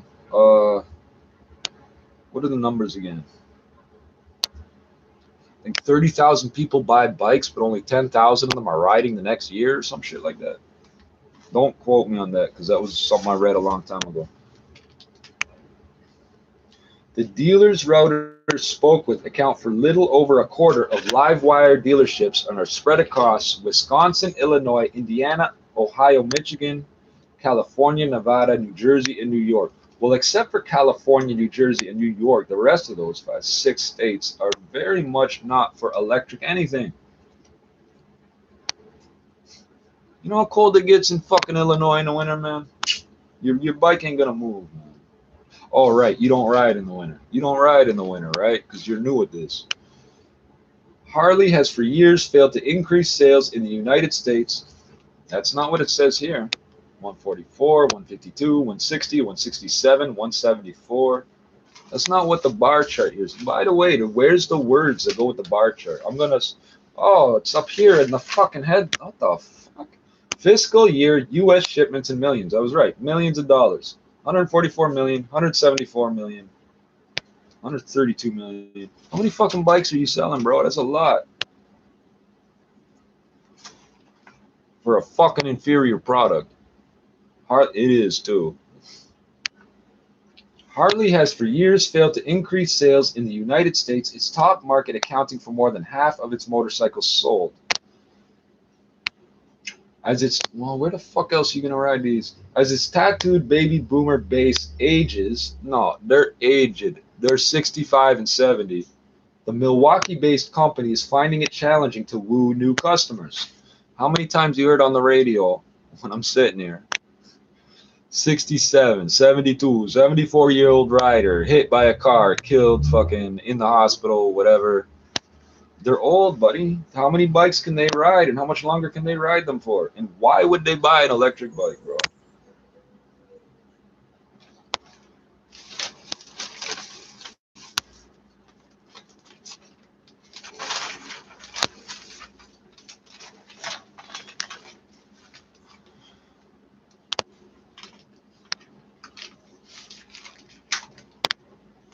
You know what else the people that buy Harleys don't like?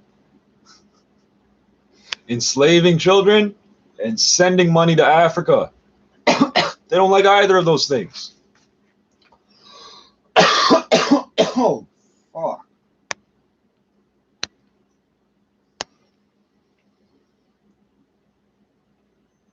And if you didn't know, all this electric shit is full of metals you can only get out of the ground in Africa, where they can only afford to do it by enslaving children.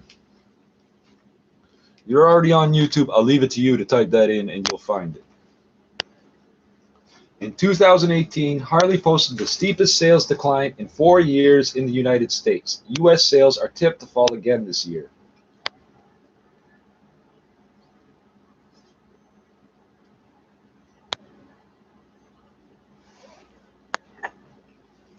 Here's some more backwards shit. The heavyweight motorcycle maker's stock prices declined by 42% in the past 5 years. By comparison, the S&P 500 index has gained 47%. You're comparing two things that have nothing to do with each other. The S&P 500 index is not a list of motorcycle companies. In the past 5 years, the stock has declined 42%. That's the price of the stock. This makes it a good time to buy the fucking shares. This is a good time for Harley Davidson to buy back shares. But that's not what they're telling you. Oh, bad news, bad news, bad news. When Chief Executive Matt Levatich announced Livewire's launch last year, his hope was the ease of riding motorcycles with no gears or clutch would help attract young and environmentally conscious urban riders. I'll tell you what, if you ride a motorcycle, at one point in time you probably rode a bicycle. Changing gears is not hard. There's only 6 speeds or 5 speeds or some shit, bro. It's not hard. And they only go 1, 2, 3, 4, 5, 4, 3, 2, 1. You can't, it's not hard. And you can keep it in first fucking gear and hit the speed limit. The fuck? You don't even need the transmission. You shouldn't, but you can. You can hit 105 in first gear on most bikes. Maybe second gear. In an interview with Reuters in February 2018, Levatich said the bike would help address Harley's demographic problem. It is more about the next century than the last century, he said at the time. No, that's not what your core consumer base says. You're completely going against all the people that buy your products. And here's the problem. They can buy Harley Davidsons for the next 100 years without your company existing because there's so many of them. And they can be rebuilt and patched together.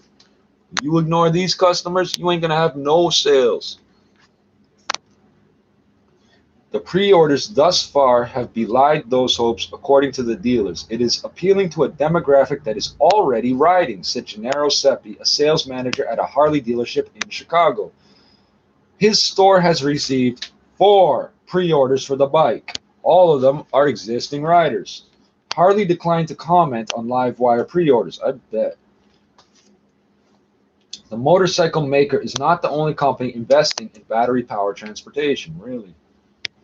Tougher emissions rules in Europe, China, and the US are forcing auto companies to switch to electrified models. A survey of US millennial, the fuck's a millennial? Motorcyclists published in February by the Motorcycle Industry Council found 69% of the riders interested in electric motorcycles.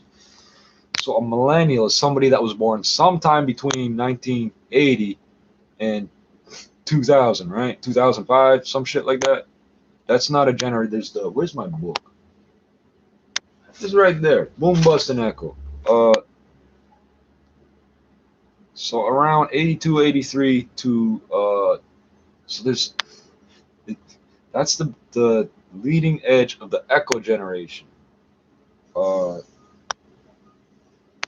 This term millennial is being applied to a group that doesn't, the demographic doesn't exist. There's 2 or 3 different fucking demographic groups that exist, but millennial doesn't exist. It's a catchphrase. It's a fucking catchphrase like millennium, millennial. Interest is, where are we? Harley's dealers said they are getting inquiries from young customers but are struggling to translate them into sales. A key reason, Livewire's retail price. Interest is very high, said a sales manager at a New Jersey-based dealership who declined to be named because he was not authorized, to speak to media. Quote, but once you get the pricing, interest is thrown out of the window.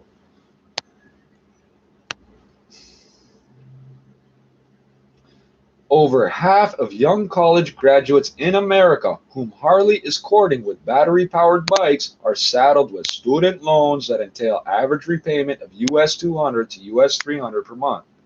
So US $300 is Canadian $400.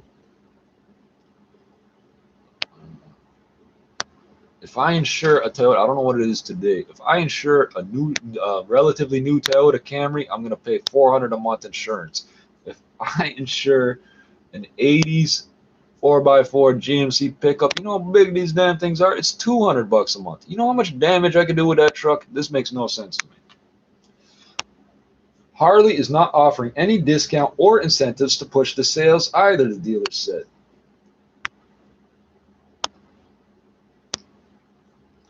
In an interview with CNBC television in May, Levittich called Livewire one of the best engineered products on the market and said it was worth its price. Yeah, you sell the shit. You're going to tell us whatever you think we want to hear.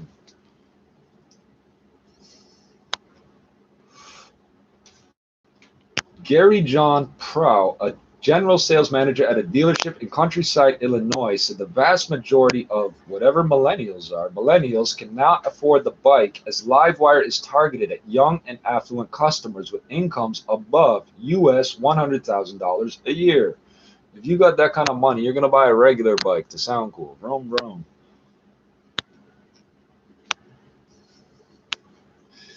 This is not going to work because it hasn't worked for this company. To drive up sales, Prow and other dealers expect Harley to go Tesla Inc.'s way. Launch more affordable battery-powered vehicles after creating a buzz with the premium model. Didn't work for Tesla. Their sales are not meet, their production targets aren't being met either.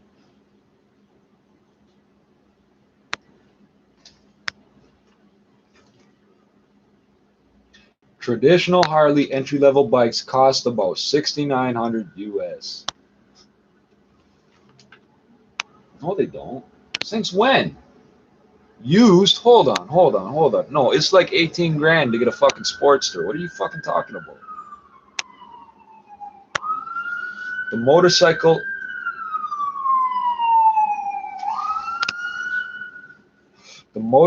maker has plans to bring out 4 more electrified models in the mid-power, low-power, e-bicycles, and kids two-wheeler segments by 2022. Nobody wants a low-power Harley. You should have started with e-bicycles. You know how much you could sell a Harley Davidson e-bike for? I know somebody that just spent $3,700 on an e-bike. It looks like a Japanese sport motorcycle, but it's an electric bicycle in Ontario. I don't know where you are. In Ontario, you can ride these things as long as you're over 18 and you got a helmet, or 16 and you got a helmet. No license, no insurance. So if you wanted to sell something, you should have sold those.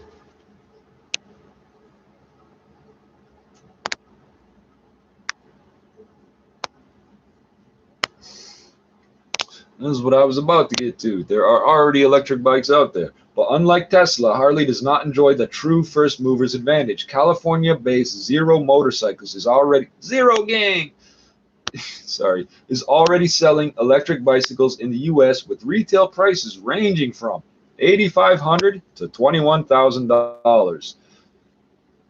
So their top end bike is 25% cheaper than this entry level thing. Its top end bike SRF is similar to Livewire but costs nearly $9,000 less. I could have just read that instead of saying it. Still, Bob Clark, a dealer for Zero's bikes in Chicago, says he's not yet sold one SRF to riders under the age of 35. People under the age of 35 are stupid. Period. Don't talk to me. All three electric bikes he sold to young riders this year were in the US $10,000 price range. How many did you sell? How many $10,000 bikes did you sell? You didn't ask him that question, did you? Young riders are environmentally conscious but are also very price sensitive, Clark said. By the way, what do you do with all these metals when the batteries run dead and the computers stop working and the cables get frayed? What do you do with all this metal? You just throw it in the landfill? You just burn it? All the metals they need are sitting in fucking junkyards and landfills, but they're enslaving kids to dig it out of the ground. What the fuck is wrong with people? Young riders are environmentally conscious but are also very price sensitive, Clark said. It is not just pricing. Livewire's limited range is also hampering its sales. The bike can travel 235 kilometers in the city or 153 kilometers in combined city highway per charge. That's not how you measure electric vehicles. You measure at what speed you're traveling, how far you can go. There is no combined because it's not an idling engine. It doesn't burn fuel. So this is, notice it didn't say according to EPA because they don't test it that way.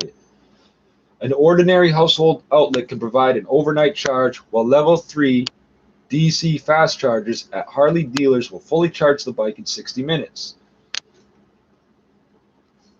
This renders Livewire less effective for longer distance rides, limiting its appeal among rural riders who prefer touring bikes. Okay, hold on. 235 kilometers, 150 kilometers.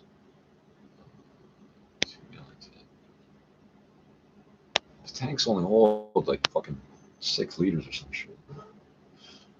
Seven Harley dealerships told Reuters they have not even bothered ordering the bike, which would require investing in a level 3 charging station and training staff. See the plug? Stick it in here. That's the training, bro, and they don't want to do it. An Ohio-based dealer who had initially signed up for Livewire said he pulled out at the last minute as he was not sure of the bike's demand in his area. So I'm going to tell you about Levi's. I can tell you about, what was the other company? Was it Honda?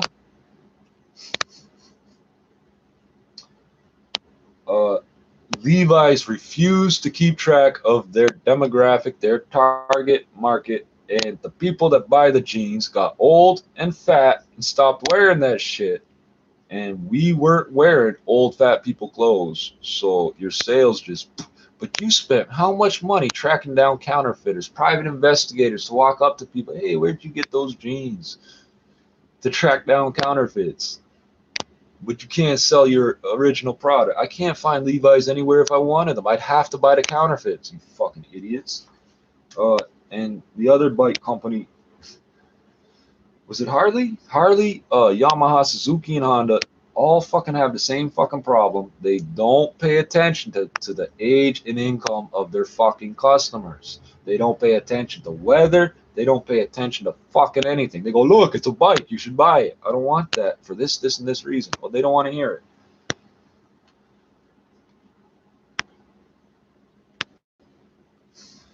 A delay in Livewire's arrival in stores has left the dealers in the Midwest and the East Coast with hardly a month to push the bike before the snow season sets in.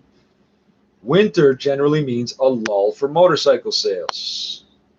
You can get some good fucking deals in the winter. Put it like that. When dealers began taking why the fuck does your model year start at the beginning of winter? When dealers began taking pre-orders, the delivery was expected in August but was later shifted to September. On September 30th, the dealers routers spoke with were still waiting for the first bike. In a Twitter post on October 2nd, Harley said the bikes are starting to arrive at authorized dealers. The tweet also carried a picture of the first live wire that was, quote, rolled off the line, end quote, at its York facility in late September.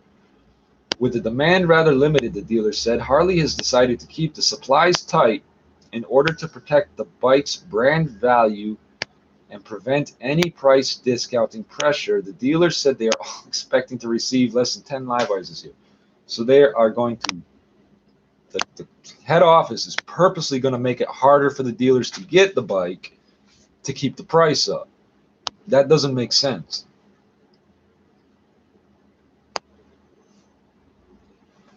Your competitors are already charging less than you. So that doesn't make any fucking sense. Well, so much for that. James Hardiman at Wedbush Securities, whoever the fuck that is, reckons, what it says, reckons Harley would sell between 400 and 1,600 live wires in the first year. You haven't sold one yet, and we're already in October.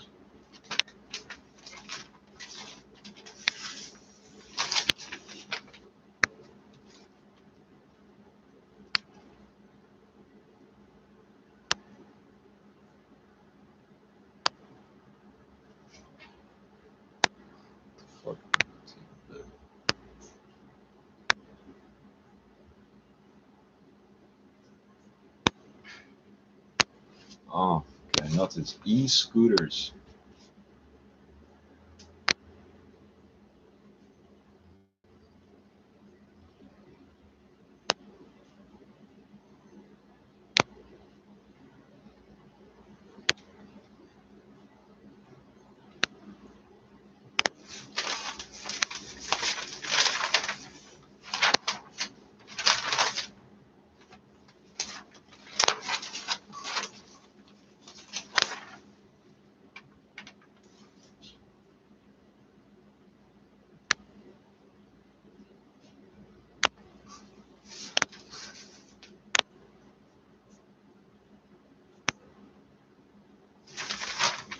This just says that Canada cannot get access to the records of Canadian firms in China. This is how smart Justin Trudeau is. You lock up a Huawei executive. They lock up 2 Canadians. Now you can't fucking audit Canadian firms operating in China. Way to go, dumbass.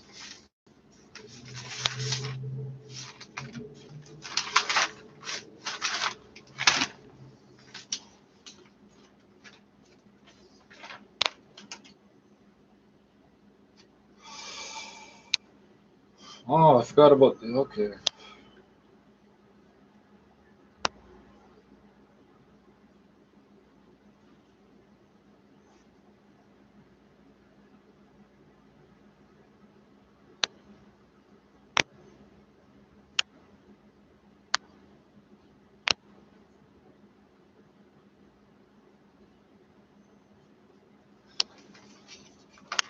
Habitat for Humanity receives a special gift. Daniels, they build houses for poor people. You get, uh, you have to put in a certain number of hours of volunteer time. You get a much cheaper house. Daniels Corp donates 10 homes to agency that provides affordable home ownership. Vidya and Amit Mohammed's new stacked townhome in Brampton has 3 bedrooms, a garage, and a balcony. Sounds nice. But its best feature, Vidya says, is the doorbell that symbolizes the privacy that comes with homeownership. For years, the family lived in this is Toronto. For years, the family lived in basement apartments paying about $1,000 a month from Amit's job at a courier company. And when you say for years, for a while, the dollar was at par. So we're talking 1,000 US, motherfucker. paying about $1,000 a month from Amit's job at a courier company. Vidya says their landlords were frequently intrusive, coming in anytime they liked. One would even barge in without notice when Vidya was showering her young boys. You call the police over that, they tell you to call 311. Someone just broke into your house. That's a potential sexual assault. It's a home invasion. The police will not do anything about it. Is there a law that says they're allowed to do that? No. It's just white people. Oh, it's a guy that owns stuff. He's allowed to do what he wants to it. Not having the heat up enough was getting us sick. Not having hot water to shower was a necessity we didn't always have, even though we complained many times to the landlord, because they turned the damn water heater off. Or even better, there's a pipe in the fucking water heater that goes all the way down to the bottom. It corrodes and rusts away. So you end up not getting the full tank heating up properly. It's not drawing the water through the tank properly. So you essentially have half a tank of hot water. They will replace that part for free if it's a rental, and it costs like fuck all if you own the heater. They will not fix this. I've arranged to have it fixed. These landlords will act like they're saving money. They're not, because the burner runs the same amount of time. It's just not heating up the water properly. You ain't saving nothing. One landlord, we used to have a trap over top of a laundromat. This idiot would drive down from Thornhill every fucking day to turn off all the gas in the whole building, all the dryers, hot water heaters, the fucking boilers for the radiators. The apartment would freeze at midnight. By going up into the morning. This idiot would drive down again in the morning to light all the fucking pilots manually, and you could smell the gas coming out of the laundromat every fucking morning. But he's saving money, eh? What was he driving? A little efficient vehicle? No, one guy driving a crew cab dually GMC pickup. Are you fucking retarded? Driving down from commuting every day in the morning and leaving at like just the same as a fucking person working a regular job. You're coming at rush hour.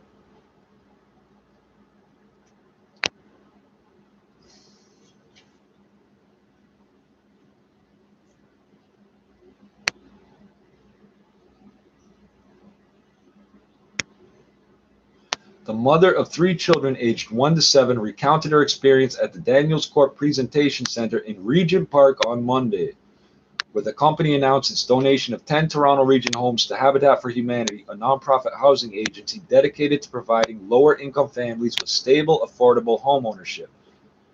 5 of the Daniels homes have already been turned over to families like the Mohammeds. The remainder will be completed by 2022. They are in addition to 73 homes the company has provided over 23 years. Its contributions are equivalent to about $6 million.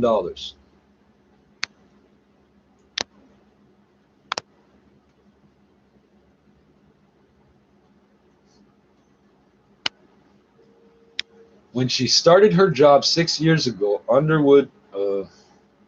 Yini Underwood, CEO of Habitat GTA, Underwood said she could never have imagined she would feel nostalgic for the housing prices of the day. Back then, she said the average condo cost $329,000, a townhome was $350,000, and a detached house cost $635,000. The Toronto Real Estate Board reported that resale condos sold for $595,000 on average in September. Don't worry, there's only one article left, and then I'll let you go. Detached houses averaged about $1 million. It's like 1.1 actually. And rent for a 2-bedroom condo was $2,941. And you're probably paying the hydro separately. The price of a 2-bedroom rental unit in Toronto has increased 46% in the last 5 years, and during this entire time frame, incomes have only been increasing barely at the rate of inflation. And if you want to get real technical, our dollar dropped about from $1 to 75 cents. So it's actually more than 46% if you think about it. More families of 4 or 5 people are crowding into 1-bedroom apartments. We are going on home visits in the winter and being greeted by families wearing coats because they simply cannot afford both a roof over their heads and the money to pay to heat appropriately during the winter, she said. Anna Bilal is a fucking moron. Toronto is not alone, said Councillor Anna Bilal, Ward 9, Davenport. That's right here, motherfucker.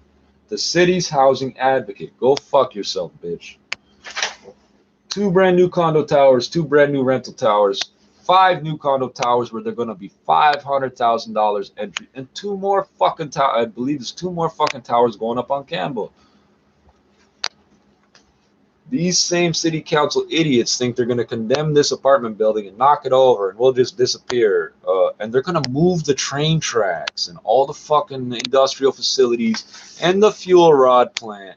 Yes, people are paying $1 million to live next door, downwind from a fuel rod plant that admits to releasing 18 grams of uranium a year. Admits to. We know it's higher.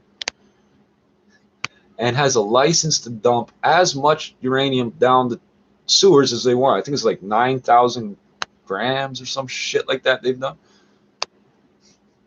All these basement apartments south of here flooded with sewage water about 3-4 years ago, some shit. What was it? 2013.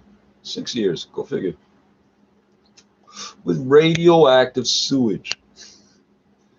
Okay, it went up to the fucking level of grade. It fucking filled the basements. And I mean for fucking weeks. You could smell pools of sewage in people's basements. You can bleach that all you want. It's not going to stop being radioactive. It's not.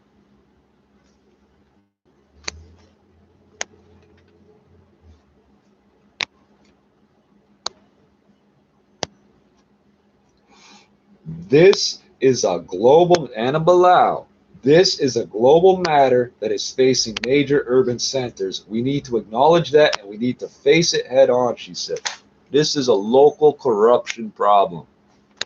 This is a local corruption problem.